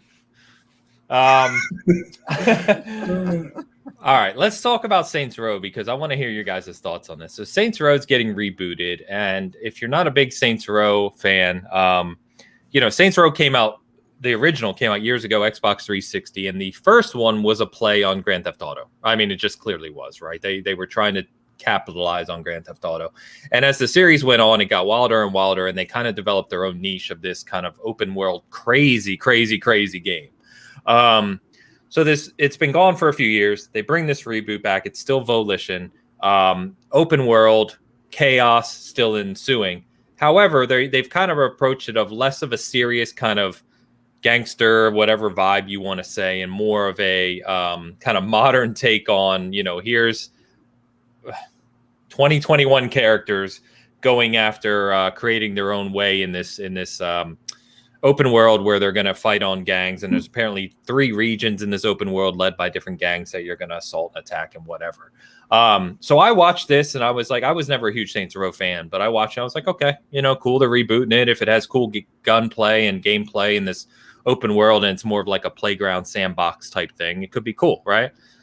I go to write up a thing on it and I look at the video and it's got more downvotes than upvotes on YouTube, which is never a good sign, right?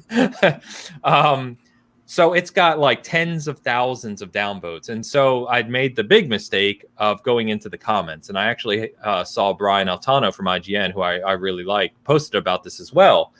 And all the comments are, he wants to be on every show lately. I don't know what is up with this cat suddenly. It's like, anyway. I thought you were talking about Brian. No, Brian. Brian's welcome. I would love to have him on. He's very welcome. On every show.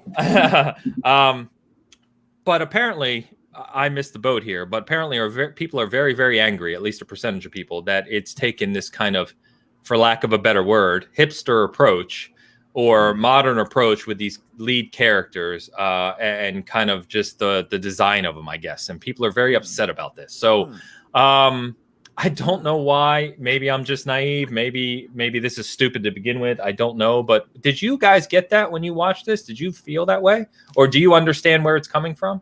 Explain it to me.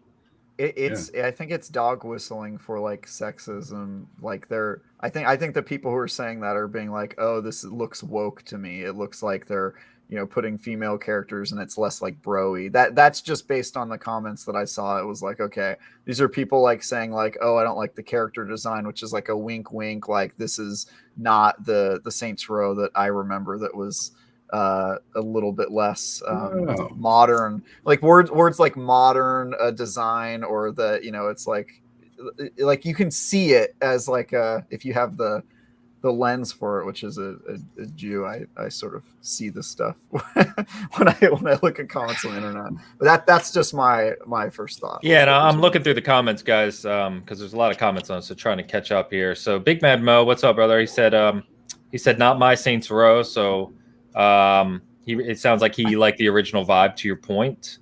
Yeah.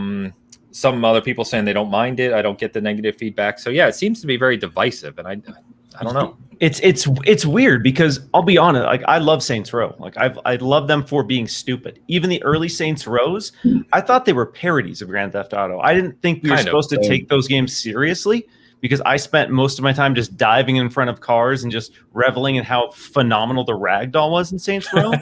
And like, if you go back and look at the story, it's corny. It's so terrible. And I thought that was the point. Like, and I made the mistake of getting online, getting on Twitter and being like, hey, I don't really get this. Like, let me know where you're coming from. Like, I'll be honest, I didn't think the trailer was like mind blowing. Like I wasn't like blown away by that reveal trailer. That being said, I've talked to people who've seen the gameplay, and it sounds like at its core, it's what you want from Saints Row. So I jumped online and said, why are people upset? And some of it, some of it is just completely toxic. Some people are saying like, I like the more serious Saints Row. And I guess if that is your take, I guess I understand that this seems like brighter and sillier and stupider. But for me, as someone who loves Saints Row, that's why I love Saints Row. I did not love Saints Row for a gritty gangster story, because that's what Grand Theft Auto is. And I've always thought that Saints Row was in its own camp trying to be this dumb alternative to Grand Theft Auto. It doesn't care about having this gritty, grounded, dark story. It's just dumb. And that's why I love Saints Row. But apparently that's not why a lot of people love Saints Row. So maybe that's what it is. Maybe people like Saints Row for different reasons. And the series did evolve so much between 1 and 4 in terms of silliness and craziness. Maybe that's where the divisiveness is happening. Because Big Bad Mo kind of says the same. He said part 3 and 4 killed it for him because it got too silly, too crazy. And maybe that's it. Maybe people are looking for more of a grounded GTA kind of competitor, or, in that vein, versus the parody, to your point, and the silly version of it. The people like Mo would probably like this game, right? It looks like it's dialing back the craziness a little bit and trying to be more like 1 and 2. Maybe. Yeah. I mean, to me, it looked almost like a kind of co-op Saints Row version of Just Cause, where you're in an open city and just causing mayhem, everywhere. So I don't know. We'll see more. They showed gameplay, but it was like a 10-second clip. It was hardly anything. Yeah. So it was not much. I haven't even really seen the game, and people are already mad about it, which to me means that I mean, I think some people genuinely just didn't like the trailer, but I think there is a little bit of like weirdness going on there in terms of like the exact comments that are being made about like how the game feels. I think it's some bad actors in the comment section not being straightforward about their issues with it, right? Could be. And the most important thing is it will have insurance fraud. So go read previews. Previews are out. People have seen this game. People have played this game. I will admit that the reveal trailer didn't do much for me, but go check out what the game is and try not to just write it off based on a lot of people are saying, oh, it looks like Fortnite. It looks like this garbage. Like they don't like the bright neon art style. They're the same people who didn't like the Redfall reveal trailer are complaining about the Saints Row trailer. It's this bright, vivid, colorful art style. And Redfall looks amazing. Come on. Yeah, I thought that reveal trailer was cool. This one I get it. This wasn't a great reveal trailer, I didn't think, but I was legitimately shocked to see so much aggressive hate for this reveal trailer. Yeah, I didn't even know it existed until I saw Altano post on it, and then I looked at some of the comments and stuff. I had no idea. Yikes. Yeah. So Shizno kind of has a good point too. It's interesting to pass judgment on an unfinished, unreleased game. I'll never understand it. And some, quite a few people agreeing as well. And it's like just these instant kind of over the top reactions I'm just done with. It's like something comes out and within a minute people are flipping out about it. It's like, just calm down. Let's see more of the game. Let's experience what it is. So got a super chat here. Dan, where am I at? Right there. The characters look like hipster Starbucks. Dan Lazaro for $2. All right. So I don't know if that's sarcasm or you're being serious. See, this is what I mean. Like, maybe I'm just not getting it. I'm not processing. I think, but yeah, a lot of the comments were like that exactly. Is it like I said, they felt like hipsters felt like they left Starbucks and want to go fire a gun or something, and it's like, okay. I thought guess the whole point of Saints Row was that everybody looked and acted like a douchebag. Like, that's been the MO. That's been the MO of the entire series. So I just don't know what they were expecting, I guess. It was one of the first games that you could run around and smack people around with a rubber phallus. If you're sitting here worried about the Filament Trader 3000 stuff out, that's a you problem. Maybe the boobs aren't big enough or something. If that's what it is, then you're just a scumbag, and you should probably play something else. You could go still play the original Saints Row, probably somewhere on backwards compatibility. So I have it. I bought it at launch, still have it. Just be quiet.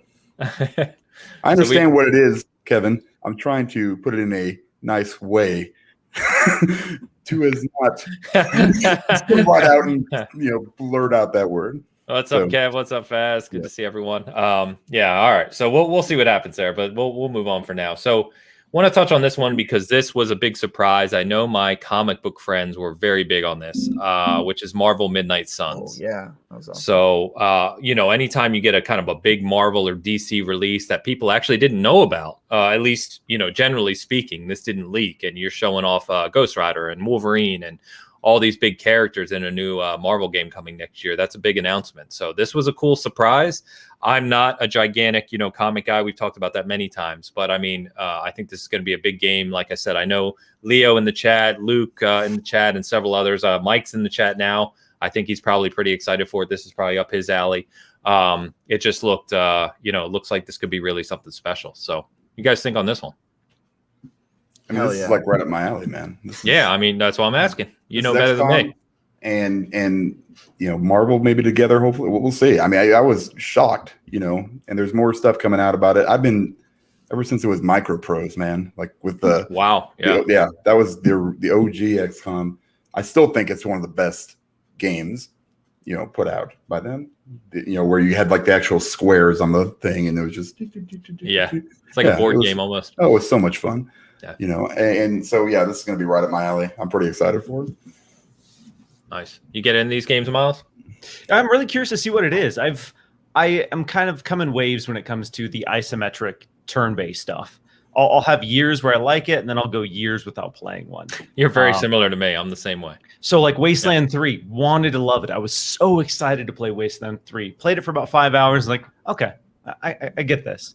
I'm curious to see what they're doing with this story. It seems like they are trying to tell an interesting story with this, because I believe there's like new characters, correct? Like there are completely new Marvel characters. An original character. Yeah, and what if I could get to my mouse, because my cat is now laying on it. I said, we've got some fans here. So Mike, again from Backlog Chronicles, our brothers over there, he says first ever, Marvel custom character in a game. And Leo said the same thing. 12 heroes you can customize the main character you control. Yeah.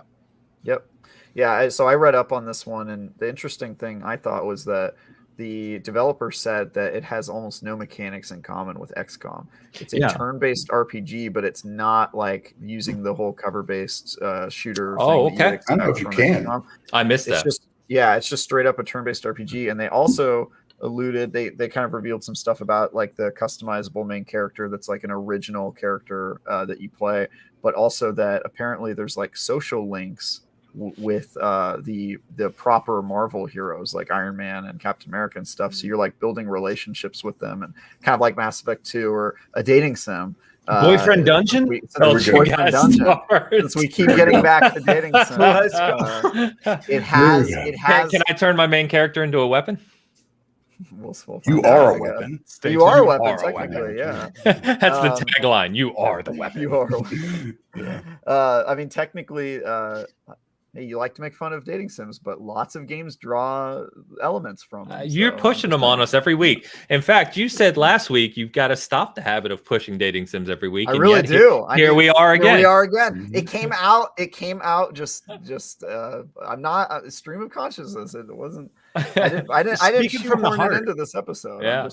Exactly. Miles. By the way, Travis, Miles, Kev, put this in the chat. Travis and Miles are comparing hair care tips in private chat right now. I can tell. Miles looks like he actually cares for his hair. I just wake up and whatever happens. This is all natural, you know. Just to be clear, Dan and I are not doing that. No. In case you were wondering. Really, because your hair is more similar to ours. That's all I'm saying. Oh man, I got another super chat here. Let me get to real quick. Yeah, Mr. Joanna Dark, $5 super chat. Hello, fellas. First time watching the show. Thank you, man. Shout out to Miles, the GOAT, Dompier. I like to say it that way. It's always a pleasure. Also, Midnight Flight or Fight Express looked incredible. That did look incredible. Yeah, that's one of those surprise indies that I saw, and it kind of gave me almost the Sifu vibes as well, but looked really, really cool. Sifu. Yeah. So, Dark, thanks, man. Appreciate the super chat. Thanks for stopping by first time. Appreciate it, man. Hope it's not last time. So yeah, this looks like a big one. The fact that I didn't actually know that, Travis, what you said, that it's less kind of RTS, more RPG with just turn-based combat. Now I'm even more interested. So that's pretty cool. Very cool. All right, what else we got? Let me touch on this because this is almost a running joke with the show from a year or two ago now. Is Lego Star Wars: The Skywalker Saga?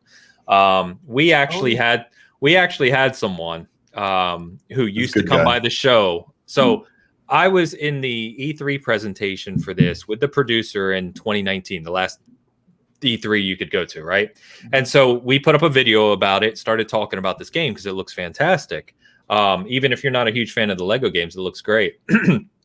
And at the time, we had someone that used to come to Bitcast every single week, and asked if I had an update on the game. Every week.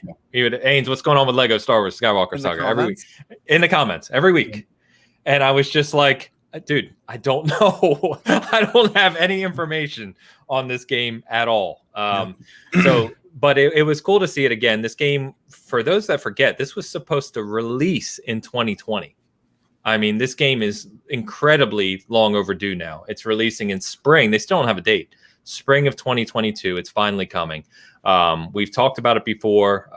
It is true open world. It's not like the prior Lego games. It's true open world. You can go and do whatever you want, and it's got all 9 games. I mean, it's a massive, massive undertaking, a new engine, all this stuff. So it looks fantastic. Even if you're not a big fan of the current Lego games, I suggest you check this out.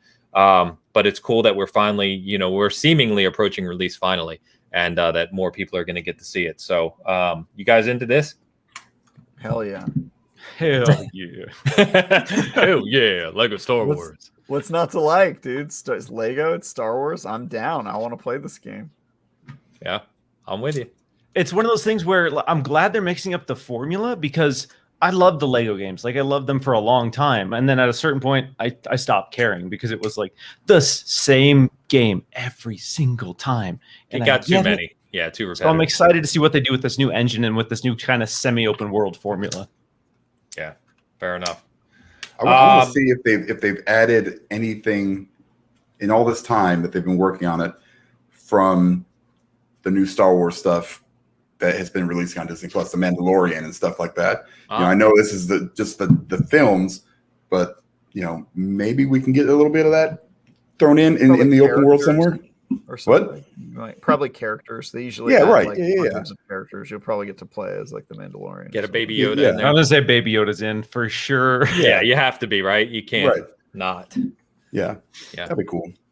So Beast Mode brings up a good point too. The entire WB Games division was screwed up due to cost issues and future uncertainty. So that's fair too. Who knows what they've actually gone through? There's always behind the curtain reasons why these games are 2 years late or something. So who knows? I just hope it releases. I mean, like I said, that presentation now was over 2 years ago. That was June of 2019, and it looked fantastic. Like, I was ready to play it then. So let's just hope it launches well. So Dying Light 2, we touched on briefly. Dying Light 2, it's coming December 7th. We got the new video and update from them. New parkour system they highlighted, new combat. Kind of funny though, like I said, one, that it's releasing so late in the year. So going back to our previous conversation about Game of the Year awards, Black Friday releases, but on top of that, this is now one day before Halo, which is arguably. You think they knew that? No, I mean, I don't. There's think no did. way they knew. There's no way. No, I think most publishers would have thought Halo would launch in November, as we all did, right? And so Dying Light 2 maybe thought, or Techland, however you want to look at it, might have thought, okay, let's put this out as the last AAA release of the year, and we'll get the Christmas rush and people looking for something new going into the holidays. And now you have arguably the biggest release of the year, maybe say for your annual Call of Duty or something, in Halo, launching one day afterwards with free to play and on Game Pass. That's rough. No, man. I can't imagine Techland is not a little salty about that. Like, let's be real. Xbox has the marketing deal with Dying Light 2. Like, Dying Light has been shown on Xbox stages constantly, and then Xbox comes and puts out their biggest game one day after, on a Wednesday of all things. They couldn't even give Dying Light a couple days to breathe. They're slam dunking Halo the day after Dying Light 2. I saw that and I felt so bad for Techland. I'm like, oh, dude. Like, Dying Light 2 looks dope. What they showed of the parkour looks so much better than the first game. Like, the game looks good, but my God, that timing sucks. Yeah. We've got multiple people in the chat saying, do you think it'll get delayed? I don't think so. I thought it was going to get delayed no matter what. I mean, it's already been delayed and reworked and renamed a whole bunch in this past year. I could, like, Techland's the type of company that will just delay stuff. Like, they don't want to put out an unfinished product. They'll just delay it all the time. So yeah, I don't know. I don't think it's going to. I honestly think they're just going to move forward at this point. I mean, to be fair, the Dying Light community is bigger than most people realize. There's a huge community that supports that game. And also not a lot of overlap with the Halo community, I don't think, would be my guess. No. Other than people like us who play everything, right? And there's the hardcore of the hardcore who play everything, but I think the average Dying Light player and the average Halo player those are a Venn diagram with a very small middle would be my guess. Yeah, we'll see. I don't know. It's kind of interesting, but yeah, I think someone somewhere, especially maybe your core devs at Techland, they saw December 8th for Halo, watching that stream in Germany, and they're like, are you effing kidding me? Come on. Especially knowing how long they've worked on that game now. So yeah. Wow. There's a chair in a wall somewhere. For sure. That would have happened. Yeah. Jeez. Yeah. But I mean, the game itself looks great. Like, I'm super excited for it. I think it's going to be incredibly fun. I like what they're doing with it. I've got the collector's edition. I'll literally go from playing Halo that night, Tuesday night, because it'll launch at night, right? I bet Halo goes live that night. Go from playing Halo to waking up and going to pick up my collector's edition Dying Light 2 and just sitting it on a shelf because it's not going to get played for a while. But yeah. Anyway. There's a whole bunch of other big games. I mean, Forza Horizon 5 we've talked about. Looks brilliant. It's a known factor at this point. We know this game is going to be stellar. Releases in November. I'm super excited about it, and I don't know if there's much else to add there. I mean, it's just there's superlatives, across the board. Call of Duty Vanguard. I don't know. I'm not a big Call of Duty fan. I would like to hear you guys' perspective here. So we did get gameplay. The weirdest thing about this presentation with Call of Duty, and if you were paying close attention to it, they go, now we're going to show you gameplay running in engine. And they quickly jumped into the game. So he said in engine just before they jump into the game. And I'm like, well, that's not necessarily, what it's going to look like then. That's what you're aspiring it to look like. So we'll see. I think it's going to, play well and look well, but I don't know. Call of Duty, guys, Vanguard, back to World War II. They showed a good 5-10 minutes of a campaign, a campaign mission. Is this interesting you from a Call of Duty perspective, or are you feeling burnout? What are your thoughts here? I was going to say, who wants to? I'll start. It's okay. Call of Duty. What they showed was cool. Like, the fact that we got a cool slice of the campaign was interesting. That being said, I'm in the camp that I don't care about a World War II story right now. Like I need a decade before we start going back to World War II. Like I could go another 10 years without a World War II Call of Duty. So this game is not for me. I don't care about it at all. But for the folks who are interested in the setting, I don't know if any of you are, I am curious to see like what you're hoping for from Call of Duty Vanguard. Yeah, that'd be good. So if you are in the comments and you are looking forward to this game, tell us why, because I'm very curious. Genuinely, I'm not trying to poke fun. I just, what I see here, just to give my perspective, is we already know multiplayer is very similar mechanics. I mean, you can pick it up, you know what it's going to feel like without even having played it. It's just a matter of fact. And Sledgehammer did the World War II Call of Duty 3 years ago. They're doing this one. You know what it's going to feel like. It's same engine, etc. From a campaign perspective, you're going to get that cinematic campaign, 4 to 6 hours linear thing. The gameplay they showed looked very Call of Duty. I'm just very curious what brings people into this on an annual basis. No idea.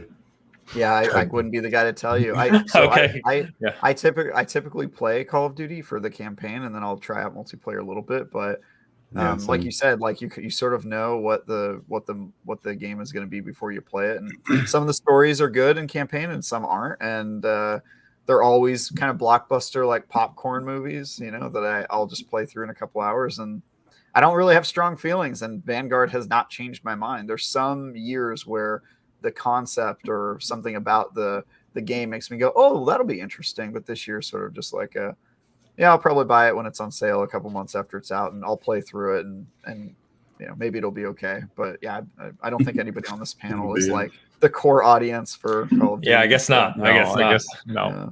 No, I watched this whole thing and it was just like, I mean, I feel like for everything that's happening with Activision, like the one thing that hit me was like, I feel terrible for Laura Bailey because she's, and nothing else. Like, oh, that looks cool. No, like I was just like, oh man, damn, I bet she wishes she wasn't on this damn thing.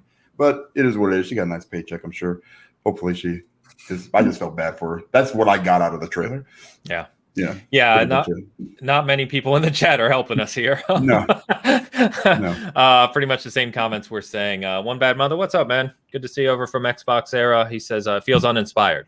Activision hasn't taken any risks with the IP. Hope they get challenged in meaningful ways as followed by Battlefield and Halo. Easy year to be on Activision strike. And I generally agree. Yeah. Now I'm trying to stay away from Battlefield comments because I have the past couple weeks, and I want more than anything for Battlefield to launch, be incredible, and to really challenge Call of Duty. And I can't talk about what I played, but my confidence has fallen through the ground. So we'll see. But I think from a multiplayer, help us, Halo, your only hope, I guess. And luckily, right, we know Halo multiplayer is fire. It's incredible. So I have full confidence in Halo multiplayer to be the multiplayer for the fall. Now, it's still not as easy to pick up and play as Call of Duty. It's just not. Call of Duty is pick up, point, aim, shoot. I mean, it's very simplistic in that regard. Whereas Halo has these mechanics that, we've talked about. We don't have to go into it. So, but anyway, I guess we'll see. I mean, we all know it's going to be the best-selling game of the year. I mean, it just is. There's not a Rockstar game this year, so it's pretty much by default going to be the best game of the year, the best-selling game of the year. I think, with Halo now being on Xbox and PC, if it was the old days where it was straight sales, right, not free to play, not Game Pass, that might have had a chance, but still, PlayStation being such a big audience, Call of Duty being everywhere. I mean, it's the biggest game every year. It is what it is. So, yeah. We're not the panel to give you Call of Duty insight, apparently. So we're not going to worry about it. All right, guys. Have fun. I mean, that's the point, right? If you enjoy it, you enjoy it. It is what it is. Indie game standouts. So you mentioned one earlier. I just wanted. This is kind of a broad section. Is there any other game that you saw that really kind of jumped out to you during this Gamescom presentation? We talked about Gunk. We talked about, what was the other one you brought up? Doki V. I thought Into the Pit looked cool. It's a small indie game, not going to get a lot of people, but a first-person kind of demonic roguelite. Like, yeah, I just, I was like, hey, I'm in, man. This looks cool. It looks fun. And I think a lot of the best experiences I've had personally lately have been Game Pass games or indie games that just, you don't expect. They're smaller developers, smaller publishers, and I've had a lot of enjoyable experiences lately, whether it be Death's Door, right? Another fantastic entry that came this year. Hades obviously is a little bigger, but I mean, there's just a lot of good games in that vein right now. So anything jump out to you guys that you wanted to talk about? I was going to say during the Xbox showcase, there was that Humble Bundle, montage. I wish they did deep dives into a few of those. Like Bushido looked amazing. And that's then another one. Yeah. What was the one that was like a pixel horror sci-fi game? Oh yeah. Help me out with that one in the chat if you guys remember. But it looked like a kind of old school 90s point and click PC game, but a horror title set in space, kind of anime inspired for the art style. Help us out, chat. Yeah, I'm forgetting. They've mentioned a few others. So Lady says that Blade game is Stray Blade. That looked cool. Midnight Fright Express looked cool. Bushido, gave me Sega Genesis vibes, no doubt. Yeah, sure did. I don't know. I don't know. I know what you're referring to, Miles, but I forget the name of it. That one's on my radar in a big way. So yeah, the Gunk, obviously a huge one. Dokavi, if I was 7, that would be the ultimate game. I think looking at that game and what is in it, like your scooter, your longboard, the bright, vivid colors. If I was 7, that would be the greatest game of all time. But as a 30-plus-year-old, I'm like, I'm gonna play it, but will I love it? I don't know. Yeah. I agree. I liked all those games. I get very excited about indies. I like that they respect your time, generally speaking. Only a couple hours long, and give you. I mean, like Death's Door, such a good game. 8 hours, and you like it, and then it's gone. It's not like Destiny where you're a slave to it for a decade. I need more. I like this. I'll always appreciate indies. Beast Mode says Archvale. That one. Signalis. Signalis. That was the one. Signalis. Okay, that's the one. Thank you, Beast. Appreciate it, brother. So anyway, if you didn't get the time, I guess we'll wrap up by saying if you didn't get the time to check out the Gamescom stuff, definitely check out Opening Night Live and kind of some recaps. We put some of the stuff up on the site, but there was a lot. There was an awful lot. And Mo says the Gunk as well, which is confirmed coming December. So I don't know if that's going to be one of those last minute releases by Thunderfall Games. 8. Yeah, let's do it. Let's December 9th. Let's go 7, 8, 9th. They're going to do December 6th and just really, jump on Dying Light 2. Yeah. So I could see that one being that like pure holiday release, like December 20th. You know what I mean? Where it's just like, okay, play this on Game Pass over the holidays. That type of thing. So anyway, guys, anything else at all you want to add about Gamescom, Xbox, all that we saw this week? No. That'd be a no. I think we've covered it. So I mean, there were plenty of other games, right? But we could we've got to cut it off at some point here. So so I think that's gonna wrap us up, boys. The only other one more thing, just before we go. Starfield. They had 3 private videos or unlisted videos on YouTube that some people discovered and shared out. So they now added developer commentary to at least one of them. But essentially, these are short, like 1-minute looks at some of the locations in Starfield that they're building the worlds around. And as you would expect, the scope of what they're talking about here is really, really large and very interesting. So if you're interested in Starfield, love your big open world RPGs, Skyrim, etc., Bethesda games, make sure you check those out. You can find them obviously on YouTube, links to them on our site if you need it. But those were pretty cool. I don't know if you guys checked those out. Yeah, so if you're part of their mailing list, remember they tried to get people to sign up for that after the announcement. Yes. You got an email this week that had all 3 of the videos that were at one point private on YouTube, and they all have voiceovers, and they just do a 1-minute video where they talk about the location. And they're very like kind of behind the scenes, like just creators commentary, not like, Todd Howard, like talking in his like perfect presentation voice. It's just like some designer, like talking about it, but you can just already see like the ambition and some of the locations you're going to be going to. And one of the locations you apparently get high on hallucinogenic fish. That's what Leo was just saying in the chat here. You can get high on fish. Yeah. They're actually a lot. Game of the year. A little bit. It reminded me of like Outer Worlds because it had like some like allusions to like corporate and. But I like that every planet has a very different like feel. Like the fish one is like corporations own everything, and then there was one that was the opposite, that was basically like super anarchist and everyone, all personal liberty. And I just like the kind of exploring they're doing. It's not like Outer Worlds where it's like one premise, like what if corporations just own space. It's like, oh, there's a little bit of everything. It's a little gray, and it does feel more optimistic than a lot of sci-fis that you play these days. So I'm very excited for that game. Yeah, and as One Bad Mother says in the chat too, very ambitious, right? Because we'll see, to accomplish that well would be very challenging because there's a lot of world building and context you have to give there. Now, I mean, Bethesda, this is their top team, a lot of years in development, proper funding. So I mean, they technically can pull it off, but I'm very interested to see what this game does at launch. So first new IP in 25 years. I know, my God, that's wild to think about. It is. First new engine in 25 years too. Am I right? Got him. Well, it's not that far off because it's the first major engine upgrade they said since Oblivion. And Oblivion was 2006. So I mean, you're at 15 years. I'm still waiting for an Oblivion loading screen to finish for the past 25 years. So, there you go. That game blew my mind though on Xbox 360 when it launched. Like, I had a home theater with a projector at the time, 100-inch screen. And when I first put it up in HD and played Oblivion, I was like, my mind was completely blown. Video games could never be better, right? Oh, yeah. 100%. Oh, man. I probably have thousands of hours in that game. Like, I have every achievement in Oblivion. Oblivion? Disgusting, yeah. I think we've talked, though. It's not as good as Morrowind. Skyrim. It's just not. It's not. No. But they were all transformative for different ways, but I would say Oblivion was like the most. That was the game that was such a big leap forward. If you look at Morrowind compared to Oblivion, there's no bigger gap in those games. Yeah, and it also is the reason that like casual gamers like the Elder Scrolls games. Like Oblivion was the gateway, and then Skyrim opened it up to like a whole new height. But yeah, I could talk about Elder Scrolls for a really long time. Yeah, well, hopefully we'll get to do that by 2026. We'll see. We will. Elder Scrolls 6. Next gen, we'll check it out.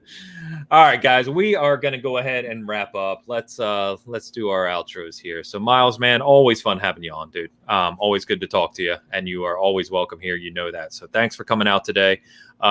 Let people know where they can find you. Not that they don't already know around these parts. In this neck of the woods. In this neck of the woods, people know Appreciate Miles. you guys having me on. Always a blast. I'll keep it short and sweet. If you want to hit me up, just follow me on Twitter at Miles Dompier. If you want to check out what I'm working on for Windows Central, just go to Windows Central Gaming on YouTube. I also write occasionally over there as well, but I know not everyone likes to read, so there you go. We know that all too well here at Season Gaming. Thanks, man. Travis, what you got going on?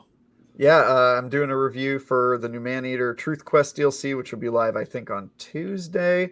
Also doing a preview for the new World War Z expansion that's coming out at some point. I don't know. I'm playing it next week. And then you can find my articles, previews, and reviews on IGN.com. I'm here on Sundays, and I'm at the Last Word podcast on Thursday evenings. Also, last week, we got the Fireteam Chat crew back together for an extra special episode in honor of the Witch Queen announcement. So we're going to continue to try to do Fireteam Chat episodes every couple months when there's a lot of big Destiny news. But yeah, that's me. And you can follow me on Twitter at TyGuyTravis if you care about any of that stuff. Or if you want to shame me for the comments I made about Canada, it's all in good fun. I love you guys. Just joking. Yeah, we're gonna get Cancel Travis trending here shortly. Fine. So we'll get the campaign together, and we'll make sure you're. I had a good run here on the Bitcast before I got canceled. Oh, man. Got a good 6 or 7 shows, then it's good. Dan, anything you want to call out, man? No, I'll be here next week, probably. I'm working on getting Ghosts done, so the DLC for Ghost of Tsushima, so I can get a review out for it because I haven't written anything for 3 years. Nice. So hopefully soon, maybe. We'll see. Other than that, next week. All right, guys. Chat, you've been awesome today. Thanks for everyone coming out. Love seeing new faces. So appreciate you guys a lot. Thank you. And as always, anyone listening later, thank you. Appreciate the support. Let us know, leave a comment. Let us know what we can do better, what you'd like to see. We're always watching and listening. Other than that, we will see you next week. Peace, everyone.